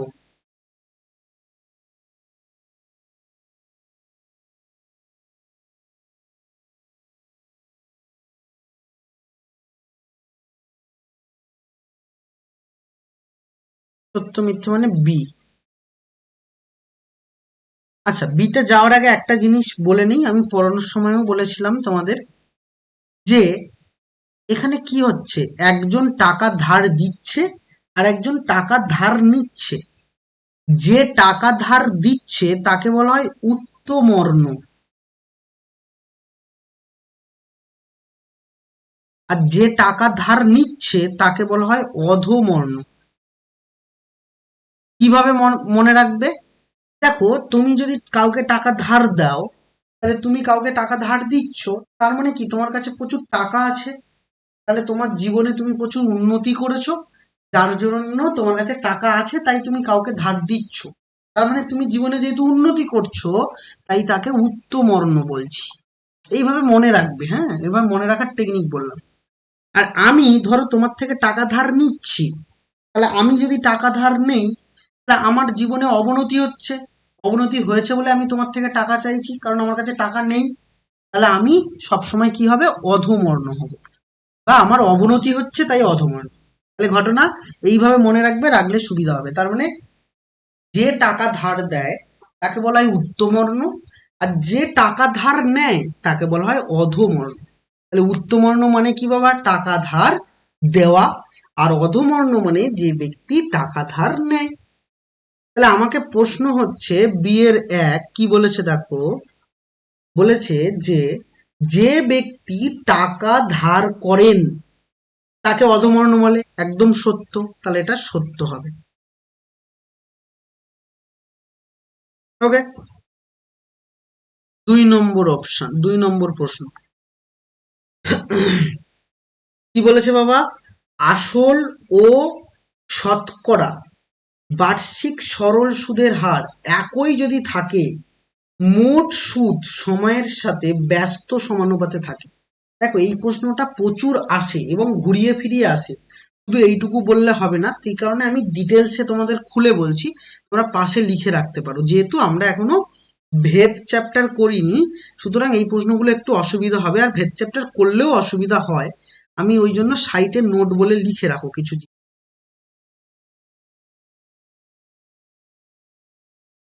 দেখো, আমরা আমরা পি আর টি বাই 100 এটা সমান সমান আই জানি। হ্যাঁ? এটা সমান সমান আই জানি।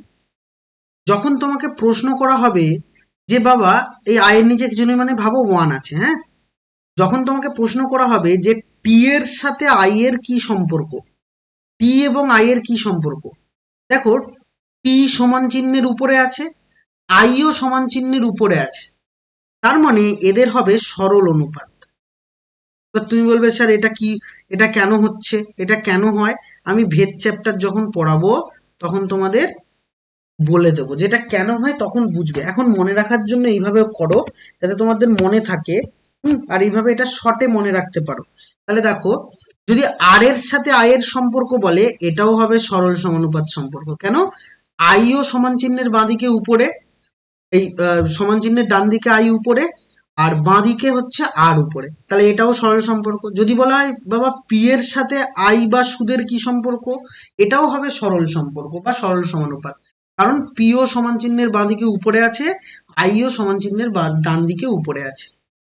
কিন্তু প্রশ্ন যদি করা হয় পি এবং আর এই দুটোর মধ্যে কি সম্পর্ক আছে, দেখো পি সমান চিহ্নের বাঁ দিকে উপরে, আরও সমান চিহ্নের বাঁ দিকে উপরে, দেখো এখানে কিন্তু এপারে নেই, ডান দিকে কিন্তু আর উপরে নেই।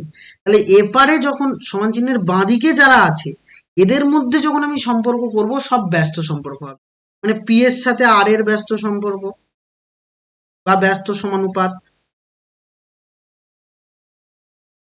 আর এর সাথে যদি টি বলে তাও ব্যস্ত সমানুপাত, পি এর সাথে যদি টি বলে তাও ব্যস্ত সমানুপাত। কারণ সমান চিহ্নের একই দিকে আছে এরা। তাহলে সমান চিহ্নের বাঁ দিক এবং ডান দিকে যদি উপরে উপরে থাকে তাহলে বলবে সরল, আর যদি একই দিকে থাকে তাহলে বলবে ব্যস্ত। ঠিক আছে, এইটুকু মনে রাখলেই হবে। এবার আমাদের ওখানে কি বলেছে ওই প্রশ্নে, বলেছে মোট সুদ সময়ের সঙ্গে ব্যস্ত সম্পর্কে আছে। তাহলে মোট সুদ মানে আই, সময় মানে পি, তাহলে এরা দুজন ওরা বলেছে ব্যস্ত সম্পর্কে। কিন্তু না, এরা সমান চিহ্নের বাঁ দিকে উপরে আছে পি, আবার আইটাও সমান চিহ্নের ডান দিকে উপরে আছে, তাহলে এটা ব্যস্ত নয়। কিন্তু এটা কি হবে, এটা সরল সম্পর্কে থাকবে। তাহলে সরল সম্পর্কে থাকা মানে ওরা ব্যস্ত বলেছে মানে এটা মিথ্যা হবে, এটা হবে মিথ্যা। ওকে, এবার শূন্যস্থান পূরণে আসা যাক বাবা।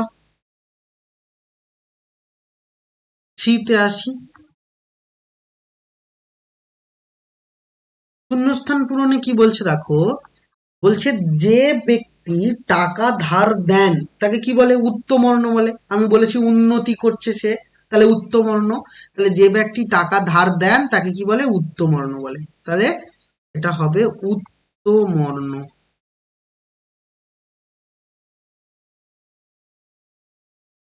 2 নম্বরে এসো। বলেছে বার্ষিক R/2% সরল সুদের হারে 2p টাকার টি বছরের সুদ আসল কত হবে? ওকে, এই হচ্ছে প্রশ্ন। তাহলে আমি আগে লিখে নিই যা যা জানি। আমি বলেছি এইখানকার সমস্ত অঙ্কে সময় পি আর টি এগুলো তোমাকে আগে বার করতে হবে। তাহলে আমরা কি কি জানি, আমাদের ওখানে বলেছে আসল, আসল সমান সমান ওরা বলেছে 2p টাকা, এটা মানে হচ্ছে আসল। আসল মানে 2p টাকা। সুদের হার,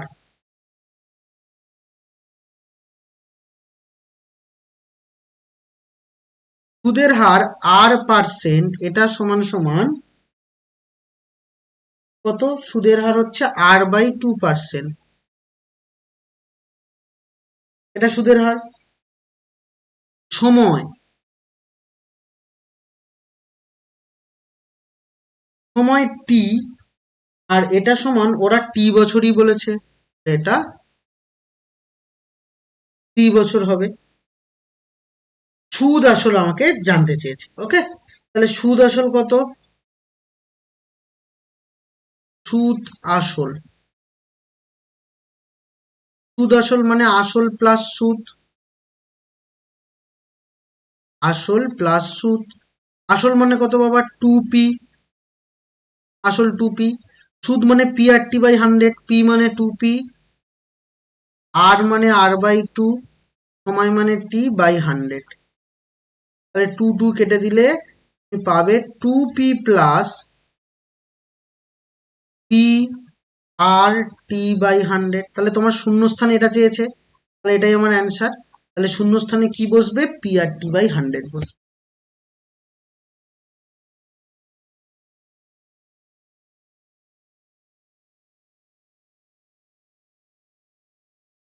কোয়েশ্চেন নাম্বার 3, এটাও বেশ ভালো একটা কোয়েশ্চেন। আমরা আসি কি কি বলেছে আমরা একটুখানি দেখি বাবা।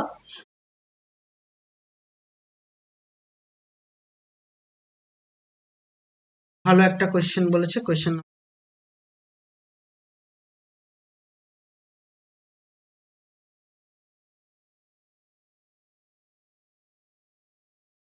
নাম্বার 3-তে আসা যাক।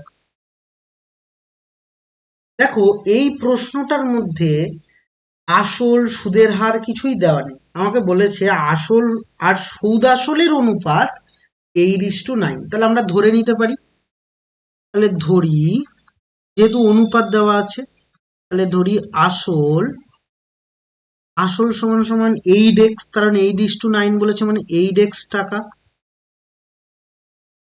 আর সুদ আসল মানে কত হবে,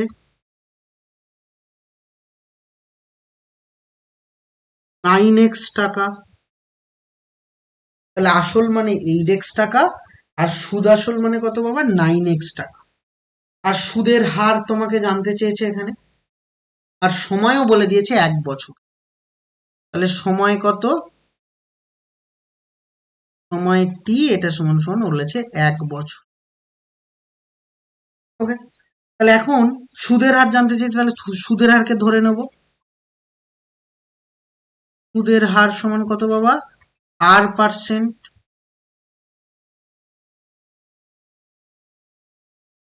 এটা সুদের হার হবে। এবার দেখো সুদ আসল থেকে যখন আসল বাদ দেবো তখন সুদটা পাবো। তাহলে সুদ কত, 9x মাইনাস 8x, তাহলে সমান সমান এক্স টাকা সুদ।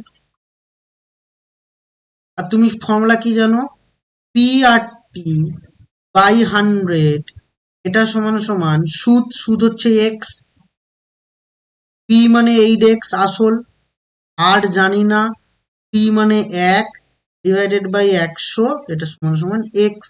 তাহলে এক্স এক্স কেটে দাও, তাহলে আর সমান 100/8। তাহলে 4×2 = 8, 4×25 = 100, তাহলে 12.12% হবে আমার অ্যান্সার। 12.12%।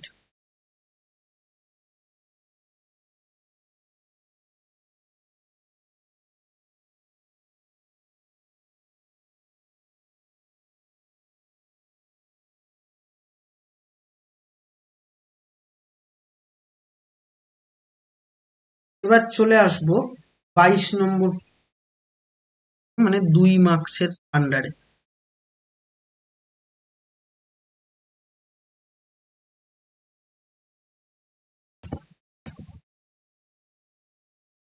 22।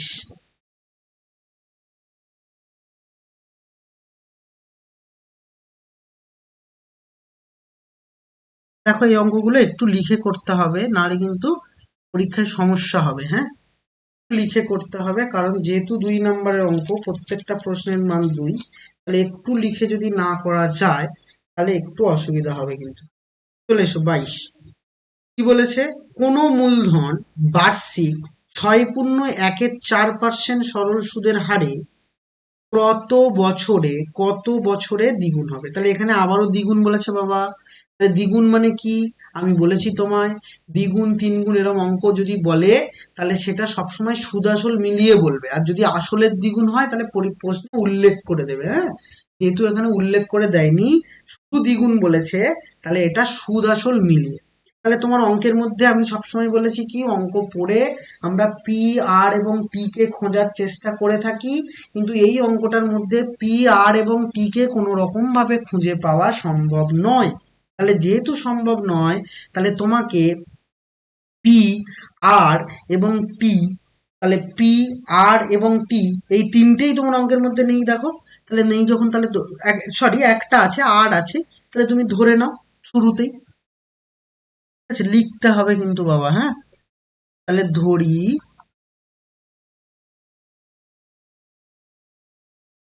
আসল সমান সমান পি টাকা,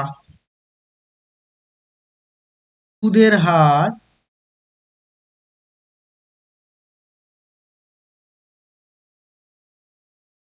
R%, এটা সমান সমান কত, 6 পূর্ণ 1 4, একটু ভেঙে নেই। 4 6 24 আর 1 25, তাহলে 25/4% হয়। সময় জানি না, সময়টাকে ধরে নেব। সময় হচ্ছে টি বছর। তাহলে আমরা কি বললাম এক্ষুনি? আমরা বললাম যে পি আর টি বাই 100 মানে হচ্ছে আমার সুদ আসল মিলে তবেই দ্বিগুণ হবে।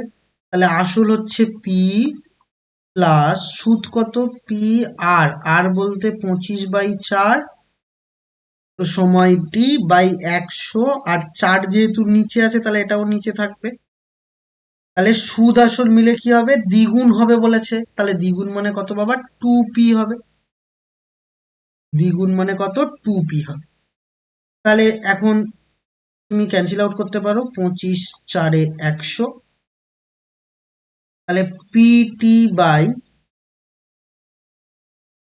4 4 16 ইকুয়াল টু, এই পিটাকে যদি ডান দিকে নিয়ে যাও বাবা তাহলে 2p মাইনাস পি মানে পি হবে।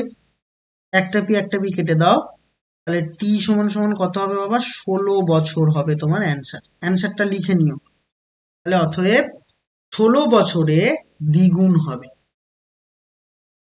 এবার 22-2 মোস্ট ইম্পর্টেন্ট অঙ্ক, তবে বাই এনি চান্স 22-2 তোমাদের 2026-এ পরীক্ষায় চলে এসছে।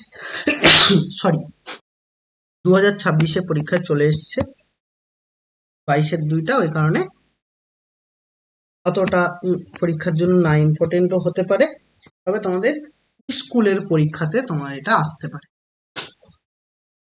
22 নম্বরের 2 এসো। সরি,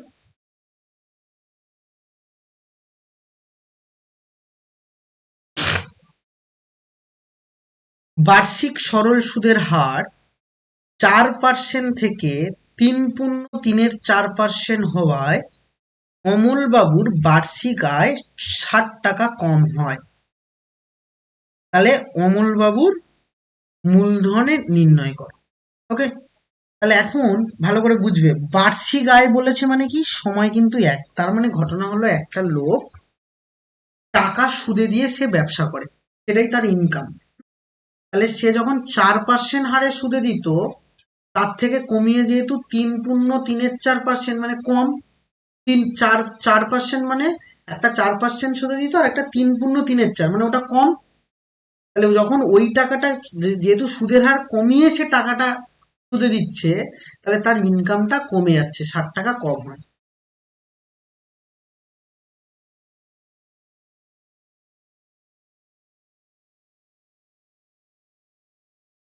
এবার প্রশ্ন হলো যে তাহলে মূলধন কত হবে?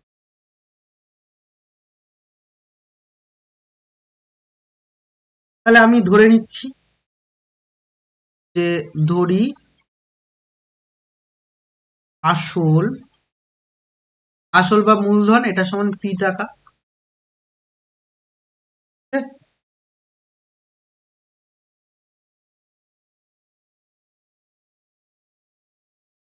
সময়,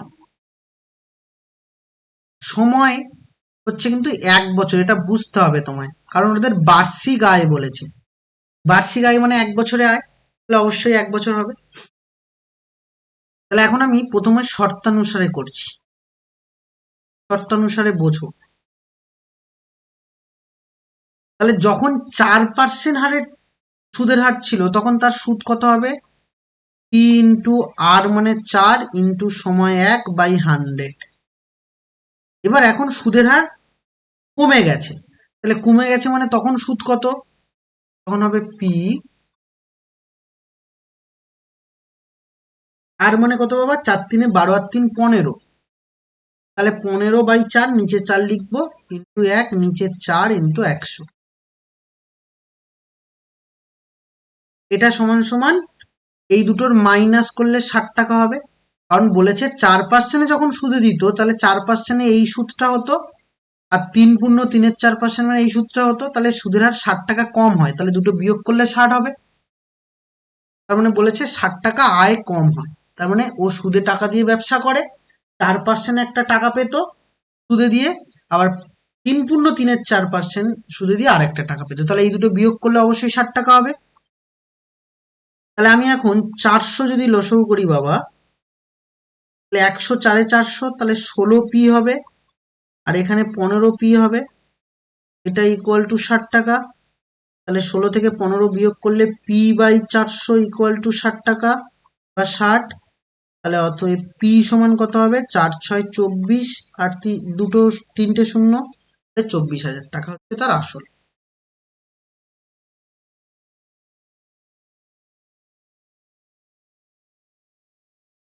আশা করি বুঝে গেছো।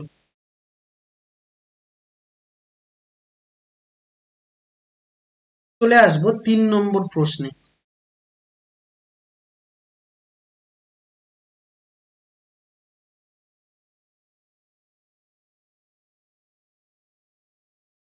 Question number 3।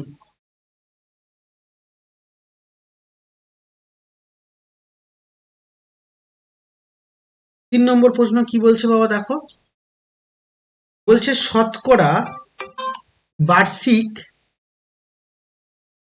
শতকরা বার্ষিক সরল সুদের হার কত হলে, না হ্যাঁ, কত হলে কোনো টাকার 4 বছরে সুদ আসলের 8/25 হবে। তাহলে সুদটা আসলের 8/25 হবে। তাহলে সুদটা আসলের 25 হবে।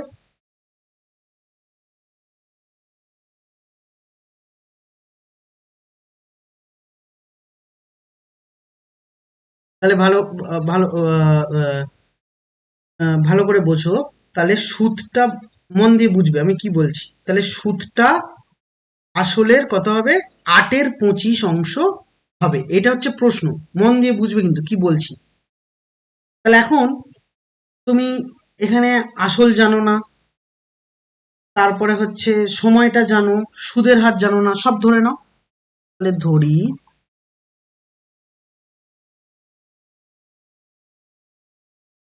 আসল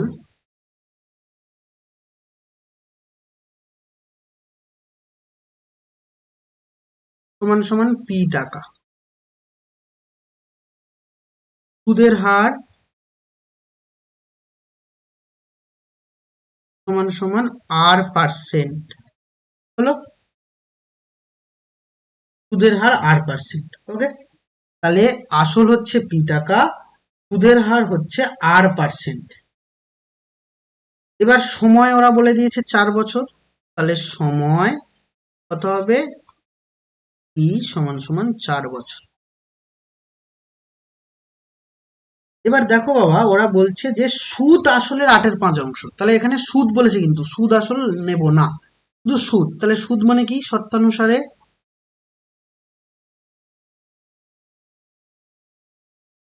সুদ মানে পি, আর টি মানে 4, তাহলে বাই 100।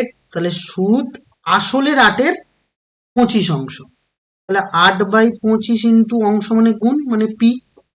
তাহলে পি পি কেটে দাও, 25 4 100, 4 4 কেটে গেল। তাহলে এখান থেকে আর সমান কত পেয়েছো, আর সমান 8%। এটা তোমার অ্যান্সার। তোরটা লিখে নেবে।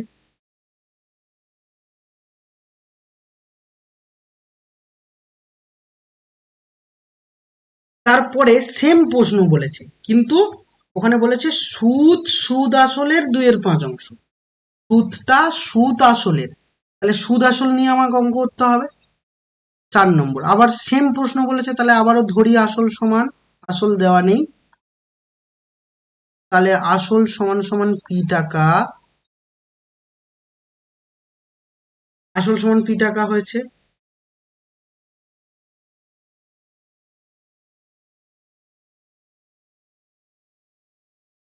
আসল সমান p টাকা হয়েছে, ক্লিয়ার।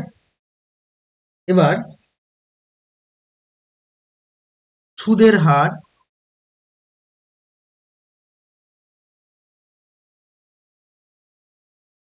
r% হবে,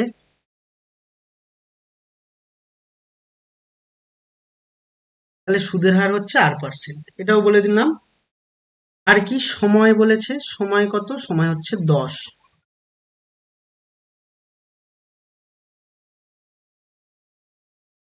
সময় 10 বছর। তাহলে সুদটা সুদ আসলের 2/5।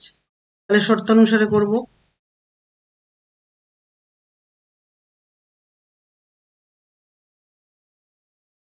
সুদ, সুদটা কত, সুদ আসলের, সুদ ভালো করে বুঝবে বাবা, সুদ, সুদ আসলের 2/5 তাহলে সুদ কত, টি আর, আর টি হচ্ছে 10/100। এটা সুদ সমান সমান সুদ আসলের 2/5। সুদ আসল মানে কি, পি মানে, পি মানে আসল প্লাস সুদ কত, পি আর, আর টি মানে 10/100। এইটার 2/5 তাহলে 2/5 গুণ হবে। এটার 2/5 বলেছে, তাহলে 2/5 গুণ। তাহলে এখন 10, 10-এ 100 করে দাও, আবার 2, 5-এ 10 করে দাও। তাহলে সবার মধ্যে দেখো পি আছে, তাহলে পি সবার মধ্যে থেকে তুলে দিলাম। তাহলে তুলে দিলে r/5 ইকুয়াল টু, পি উঠে গেছে, 2 ভেতরে গুণ করলে 2 প্লাস পি উঠে গেছে, তাহলে এখানেও 10, 10-এ 100, 2 যদি ভেতরে গুণ করো 2r/10।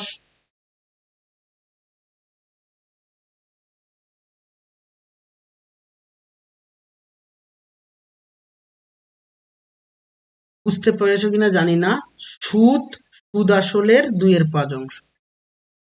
তাহলে এখানটায় হচ্ছে সুদ কত, পি আর, আর সময় হচ্ছে যেহেতু 10 বছর, তাহলে পি আর টি, পি আর, আর হচ্ছে সময় 10/100। এখানে তাহলে কি হবে, এখানেও তাহলে 2/5 মানে 2/5, ভালো করে বুঝবে বাবা, 2/5। আর এখানটায় হচ্ছে 2 যদি গুণ করো তাহলে হচ্ছে তোমার 2p। সুদ আসল বলেছে, তাহলে পি হচ্ছে আসল, আর সুদ হচ্ছে P into R into T by 100। তাহলে তার 2/5 মানে 2/5, তাহলে 2/5 হলো। তাহলে এখন পি সবার থেকে তুলে দিয়েছি, যদি অসুবিধা হয় তুমি রেখে রেখে অঙ্ক করবে। ঠিক আছে, আমি জানি বুঝতে হয়তো অসুবিধা হচ্ছে, আমি এটা কেটে আমি রেখে রেখে অঙ্কটা করছি। দেখো আমি এখানে 10, 10-এ 100 করেছি, সরি বাবা, এটা 5 দুগুণে 10 হবে, 5 দুগুণে 10 করেছি। তাহলে আমি r/2 করলাম ধরো, আর ভেতরে 2 গুণ করলে 2p হবে, আর 2 যদি গুণ করো 2r/10 হবে। তাহলে এখন 2, 5-এ 10 হলো। তাহলে এবার পি সবার থেকে তুলে নিলে কি হবে বাবা, r/2 হবে equal to 2 plus P r/5 হলো। সবার মধ্যে থেকে পি তুলে নিয়েছি, তাহলে একদিকে নিয়ে নাও। তাহলে r/2 মাইনাস r/5, এটা ইকুয়াল টু 2 হলো। তাহলে এখন যদি আমি 10 লসাগু করি তাহলে হবে কত না, এখানে 2, 5-এ 10 5r, 5 দুগুণে 10 2r ইকুয়াল টু 2। তাহলে এখন উপরে কত হচ্ছে বাবা, 3r ইকুয়াল টু 10 দুগুণে 20। তাহলে অতএব r সমান 20/3। 20/3 হলে কত হবে, 16.2-3%। এটা তোমার অ্যান্সার। লাস্ট প্রশ্ন, কোয়েশ্চেন নাম্বার 5। বার্ষিক 5% সরল সুদের হারে কত টাকার মাসিক সুদ 1 টাকা হবে তা নির্ণয় করো। ওকে, বার্ষিক 5% সরল সুদের হারে কত টাকার মাসিক সুদ 1 টাকা হবে। তাহলে এখানেও তোমার সুদ দেওয়া, সময় দেওয়া, যেহেতু মাসিক বলেছে তাহলে সময় দেওয়া, সুদের হার দেওয়া, আসলটা দেওয়া নেই। তাহলে ধরে নাও, ধরি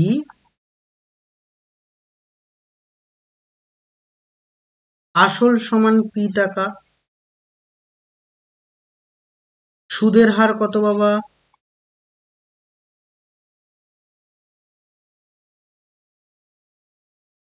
r% সমান সমান 5%। আচ্ছা, তাহলে সুদের হার r% সমান সমান কত, 5%। সময় কত, সময় টি, এটা কিন্তু বাবা 1 মাস বলেছে। এক মাস মানে 1/12 হবে, তাহলে শর্তানুসারে করি।